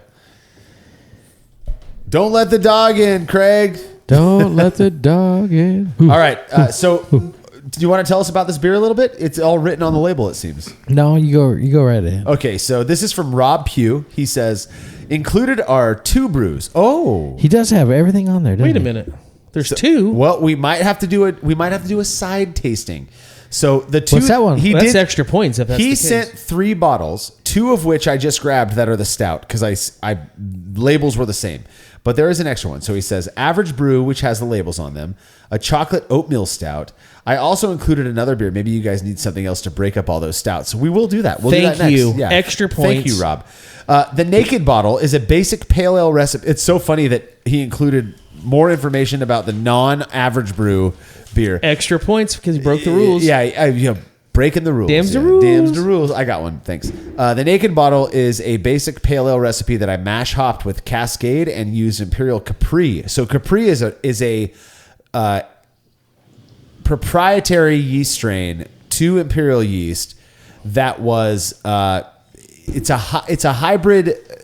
I am not a microbiologist. They basically bred 2 different yeasts together to create a new strain. So the daughter or son or whatever it was of this new yeast. So that's Capri. It's awesome. Paul has used it a few times, and we've had some beers. They're really good. I wanted to experiment with this new thiol craze going around. It turned out hazy. Sorry, that wasn't the intent. Still, it turned out a pretty nice beer. Interested to hear your thoughts on it. So I'm reading about this pale ale that we're not going to drink for probably another 4 or 5 minutes because we want to drink your stout. Stout's coming on good. Timmy, hand me that bottle. I'll read the info off that bottle. He included no info in his write-up. By the way, bottle. I thought it was Maris all on the bottle. Otter. It's Maris Otter. Maris Otter. Yeah. I had no idea. I thought it was Maris Otter this whole time. No, Maris Otter. So, all right. I really like this label, and that is like the most high quality material that he it's used legit. for it. I know. Maris Otter is, let's see, he included all that. Everything is right on. Chocolate. Yeah. Everything is spot on with parameters of the brew club. So he brewed it on 10/25/22, kegged it on 12/11/22, and we are drinking it on 2/4/23. So is that It's a very normal good. like brew to keg ratio? What are you talking about? He brewed it in October. but There's not a didn't keg it. ratio on brew to keg. Don't. I will fight you. That is perfectly normal. okay. 10 That's a normal time frame. Oh yeah. Oh yeah. Oh, is that Simple what you were question. asking? I'm sorry. I didn't know you were asking. Tim, you don't even. These conditions were forced to Wow. slave under. What? So the label, it is. He used the Brew Club's logo, which that is their logo, and then he put the entire recipe on the label, which I think Did is you pretty guys rad. steal that logo from the Breakfast Club? You realize that is not anything at all having to do with the Breakfast Club. It harkens back to that time. In your heart, it might, but that Yeah. is not. I know John Hughes. That is not. He's never used anything that looks like that, Justin. I'm related to Molly Ringwald. That's actually not true. I love that movie. All right, so let's get into it. What do you guys think of the way it smells? It didn't have much to me. Not much, yeah. Yeah, No. pretty flat on the flavor. Damn, I got it On right. the aroma. The aroma. I get like beer. It just smells like beer. It's not like roasty Crazy. or chocolate. What do Yeah, you it think, smells Greg? like beer. That's exactly what I get. It just smells like beer. But do you guys get any like roast or chocolate or anything? I don't think not in the smell. Not in the smell, in the taste, It's weird. definitely. No. It's yeah. odd how not chocolatey or roasty it Yeah, smells. aroma wise, it's very flat. So you've already tasted it. I'm going to dip into it now. What do you think, Craig?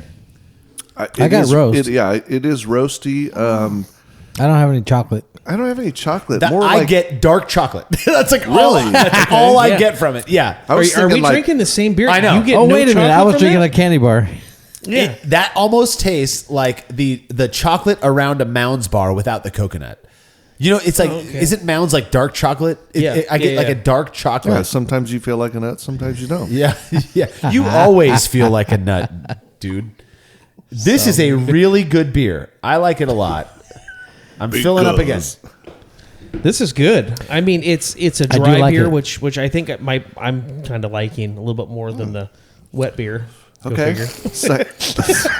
So to speak. Second taste, a little more chocolatey. Okay. Well, I'm influencing you now. I'm yeah. putting my Yeah, juju on you. probably. Yeah. The God, you're such a sheep. Stand tall in your convictions, Craig. If it's not chocolatey, say it. It's not chocolatey. I am missing chocolate. I don't. Okay. well, there's a different. I think Marshall's our beer shepherd. that's where my staff. Yeah, exactly. Yeah. So here's the thing, though, is that I think when most people think of chocolate, they think of Hershey's chocolate. They think of milk No, chocolate. not even Correct. close That's to what Hershey's chocolate. That's what I'm thinking. Nothing at all. This is like that dark Ghirardelli's chocolate. Exactly. You know, you get that's those what I squares. get. My wife gets them from all the time. It's the dark chocolate with the sea salt Oh, and the caramel. caramel. Oh, it's so Game good. I know. Over. They're so good. I know. So Tim, you were going to say something. What, do you get the chocolate now? The dark chocolate piece? Yeah, yeah. I get that part of it.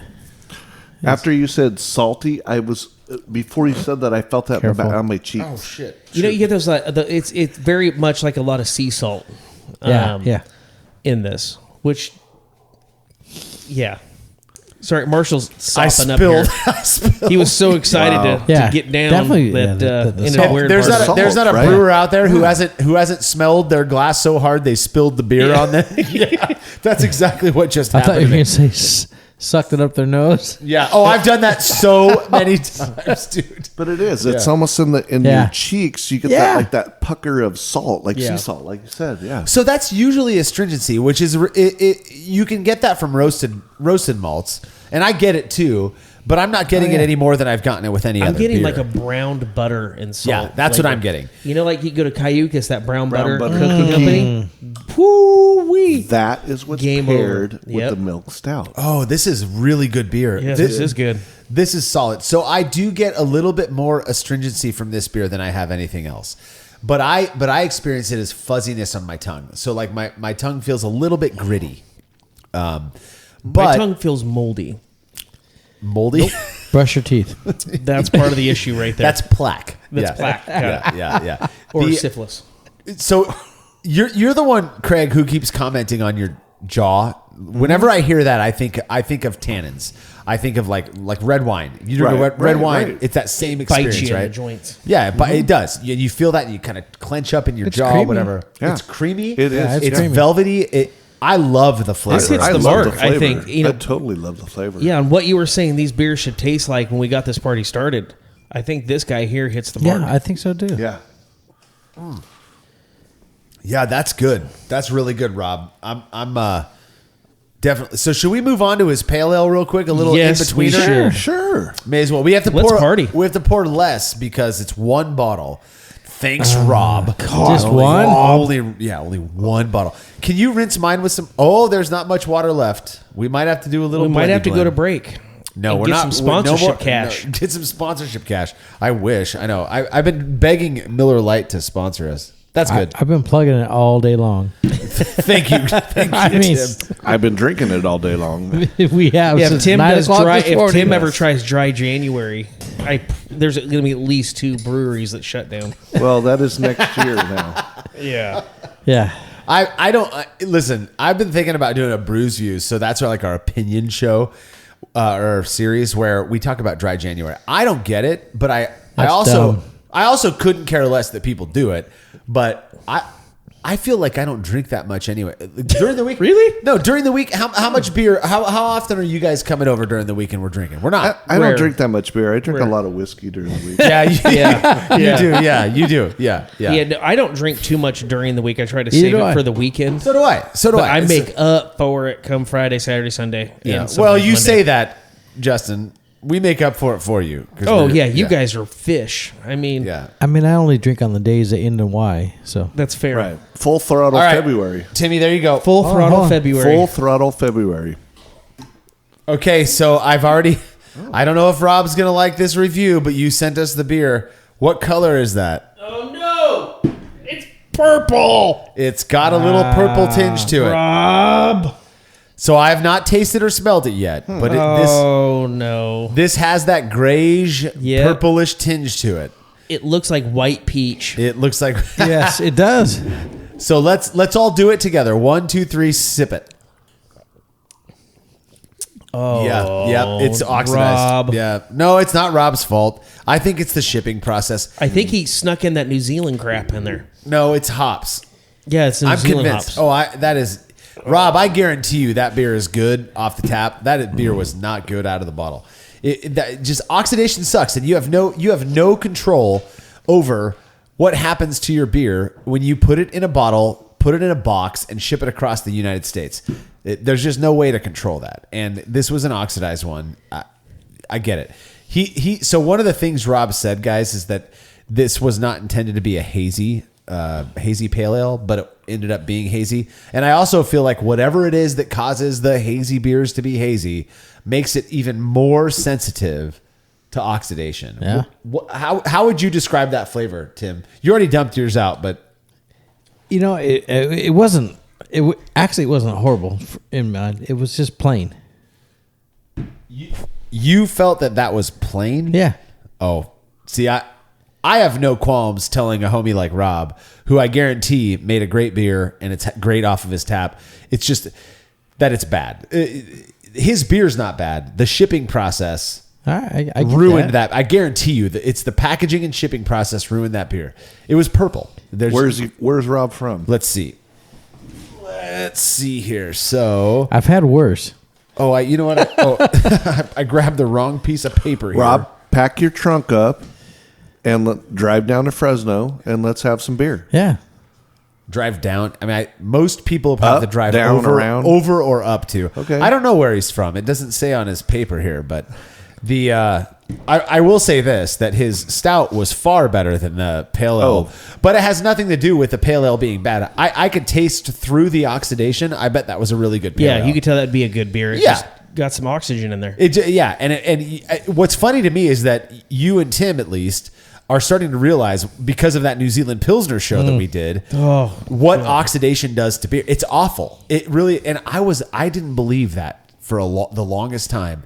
This wasn't as bad as those. No. Oh, well, some of those. I'm not going to, no holds barred here. What I'm saying is that beer, that pale ale, I feel bad for Rob because I bet that beer is great off the tap at his house. Oh, for sure. That beer was not, I'm not going to drink that here. No. Yeah, he wouldn't have sent it. I mean, Exactly.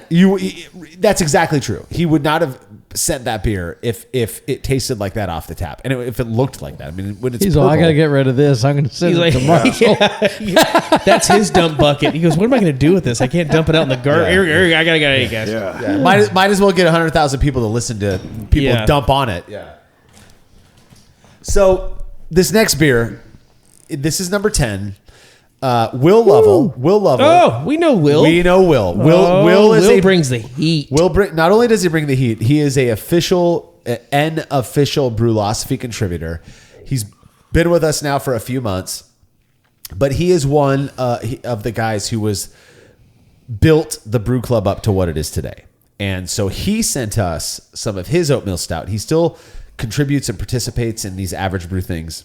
So he sent us some of his oatmeal stout. And he told me, Will and I talk daily because he's a part of Brewlosophy now. And he told me, he's like, dude, he was the last beers to show up, because he's doing other stuff. He's collecting data. He's doing all that. They were the last ones to show up. It was what we were waiting on before we could do this show. And he told me, he's like, they're a little young. I'm a little worried about it. So don't feel bad ripping into Will. If you don't like this beer, it's Will. He's a part of it. He's got to learn. He's got to learn to deal with it. A thick skin. That's it. That's it. Will, here's your guys' bottle. Have no problem. All right. Will strike one on the label.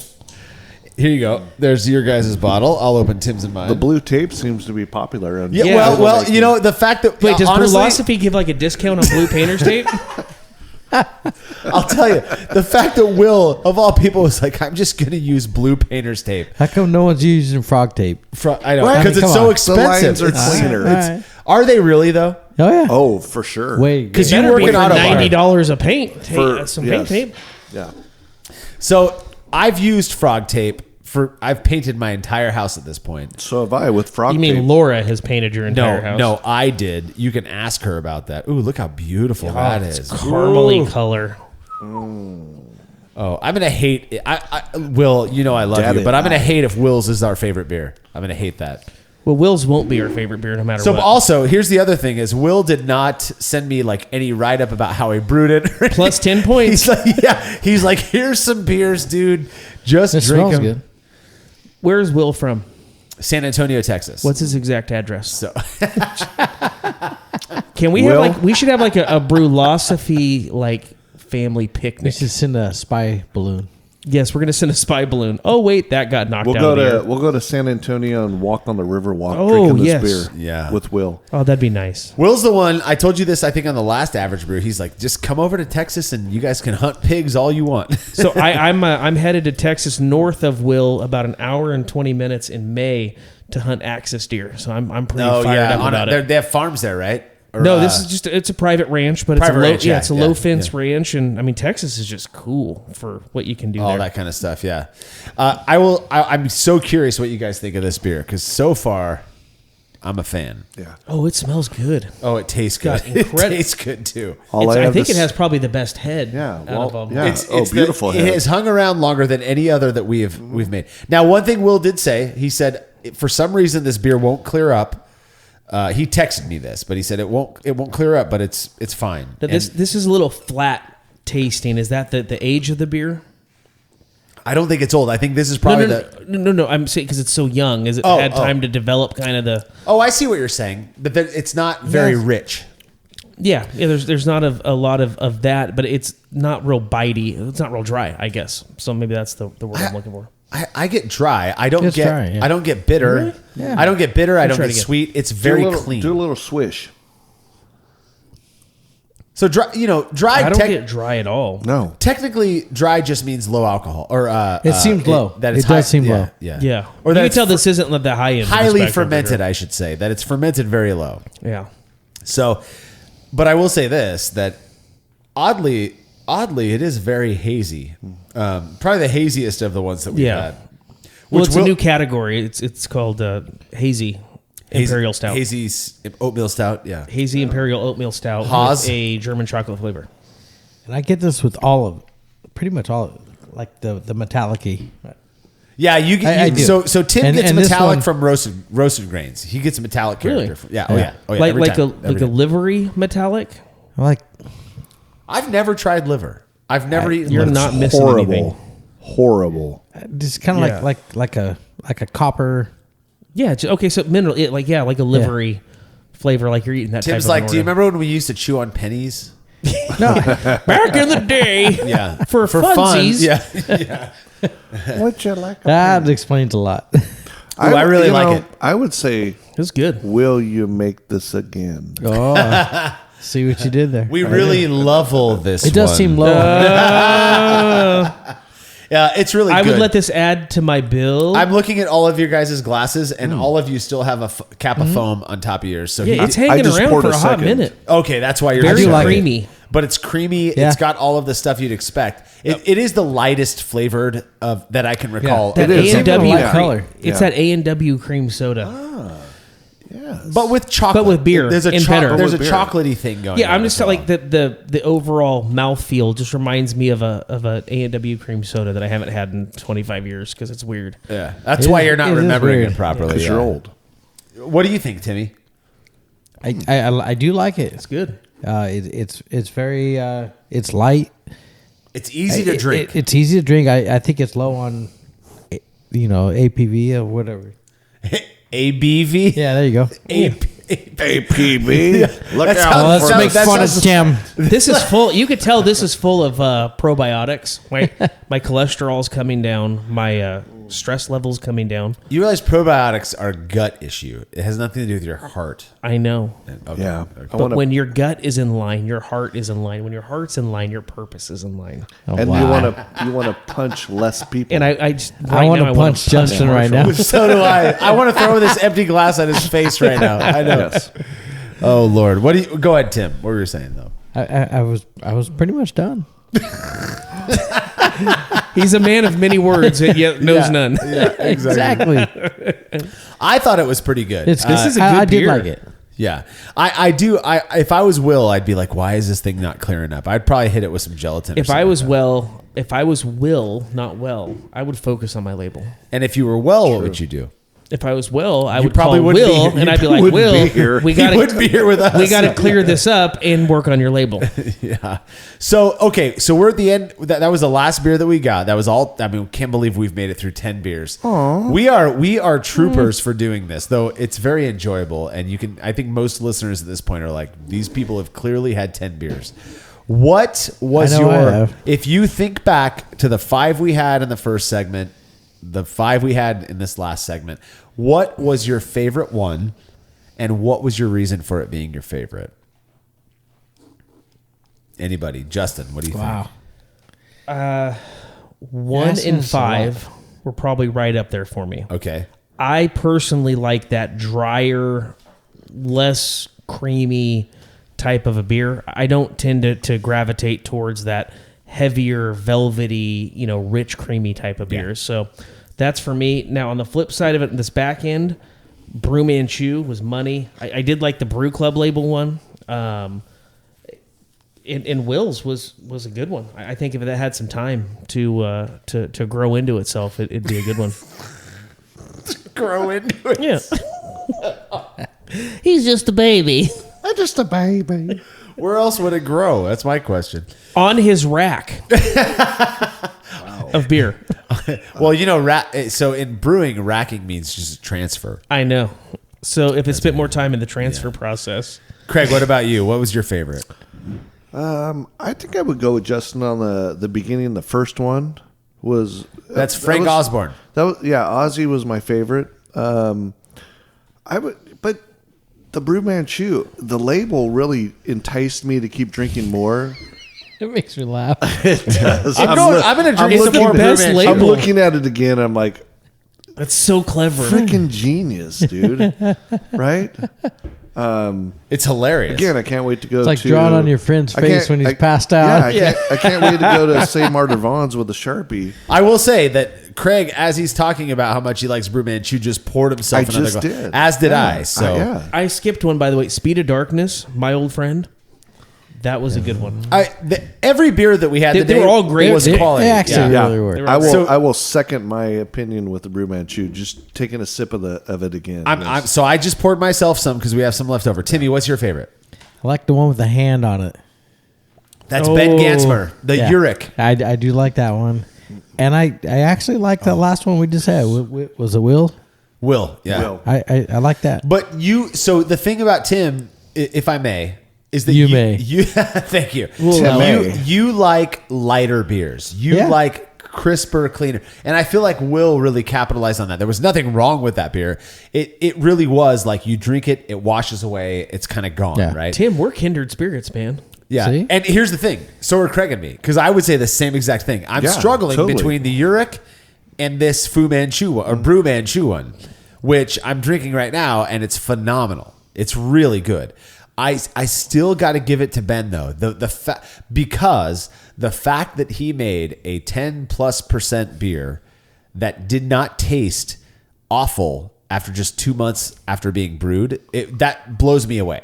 Because I've made imperial stouts where So you're I going can't- for the hardcore skill aspect of it. I guess so. I didn't realize that that's And what which it was. one is that, but Marshall? That was the one with the hand on it. Oh, yeah. So you, Oh. so That was good. Right, So, right, yeah. but I feel like, but Craig and I like the same thing. Craig and I like that more in your face, like I'm tasting something Yes. here, right? Yeah. And so I agree with you. The Brew Manchu is probably number 2. But every single one of these, it's weird because part of me wants to be like, well, if I were to rank the worst one, even the worst one wasn't bad. Delicious. I No, still not drink a- it. yeah. Yeah. Yeah, I can't And remember we're the not last just time we saying did that. this where every single Yeah. one was good. Well, the ordinary bitters, That was pretty good. those were Yeah. pretty good. Yeah, Those were pretty good. And we are not fluffy. We've told the brew club, we're like, hey, listen, we're gonna rip them apart if we Yeah. don't like them. We did that on the New Zealand Pilsner one. Yeah. Remember, and we did that with a pale ale today. These stouts, every single one was awesome, and which in a weird way, I'm like, I wonder if that's not a function, at least in part, of the voting process, because they vote to create those parameters, right? So the whole brew club gets together and gets to vote on what grains are going to be used, what hops are going to be used, what yeast strains are going to be. Yeah. A lot goes into it. We need to not do this every quarter because there is some real talented people floating around in this brew club. You want to do it more often, huh? Like, I don't want to get carried away, but like once, maybe twice a week. I mean, Well, guys, that was the last beer that we drank. What do you guys think so far? I mean, obviously, the beers were awesome. Right? Amazing. Incredible. Amazing. Absolutely Great incredible. job, everyone. Yeah, I feel privileged to be able. The fact, first off, that people would. It is not cheap to package No, and and send they beer take the somewhere. time and then what and they're to send sending us. it and to send it to 3 schmucks and a doctor to rip apart and just ask. Like, not hey, a doctor. What do you think of this? Is so it's a privileged opportunity. Yeah. I'm Yeah. thankful. No, and we're not joking. We feel it's humbling to have people send this stuff to us and to think that it matters that we review their stuff. Hopefully, to all of you guys that we reviewed your beers, you trust that we're being honest with you, and we really are. The pale ale, Rob, it just didn't work out. That's a tough thing those are tough styles to send. I mean, that's just the reality of it. You've been reviewing beers for what, 5 years, 6 years now. Yeah. Tim, the biggest issues You we've wouldn't ever know it. have always been, yeah. Honestly, we're still waiting, bud. But the biggest issues we've always had have always been with like hoppy pale ales or And juniper. New Zealand Pilsner. Well, he likes juniper, so yeah. So Well, that's it. I'm going to shout out to Jersey Bird. Jersey, Jersey. Yeah, Jersey Bird. Yeah, we Miss love you, him so buddy. much. I know. He wishes he was here. I told him we were doing this today as well. So he's a little jealous of the fact that we're all sitting around drinking beers and recording today. So, well, that is it for our 4th Average Brew Review episode. Again, if you'd like to be a part of this project, head over to thebrewclub.com. That's thebruclub.com to learn more about getting involved. And of course, thanks to Tim, Justin, and Craig for reviewing these beers with me today. It wouldn't be the same without all of you guys. Don't forget to subscribe to the Brew Lab, where host Cade Job takes you into the lab with brewing professionals to discuss the important and fascinating work they've done on our favorite beverage. And make sure to stay hip to everything we're up to at brewlosophy.com. The Brewlosophy podcast is made possible by the generous support of our sponsors, as well as all of our rad listeners. We seriously could not do this without you. Cheers to everyone who has subscribed and left a review of our show. It makes a huge difference. If you haven't yet, please consider doing so. Head over to brewlosophy.com/support to view a list of ways you can easily help us to continue producing this podcast. If you want a reward for your support, visit patreon.com/brewlosophy. Thanks again for listening. We'll be back next week with another episode of the Brewlosophy podcast. Until then, think beer. Start off the morning with some hot tea, lemon and honey, cause it suits my bro. Put some herb in the bowl, yeah, it's homegrown. Ain't gotta go through the middleman no more.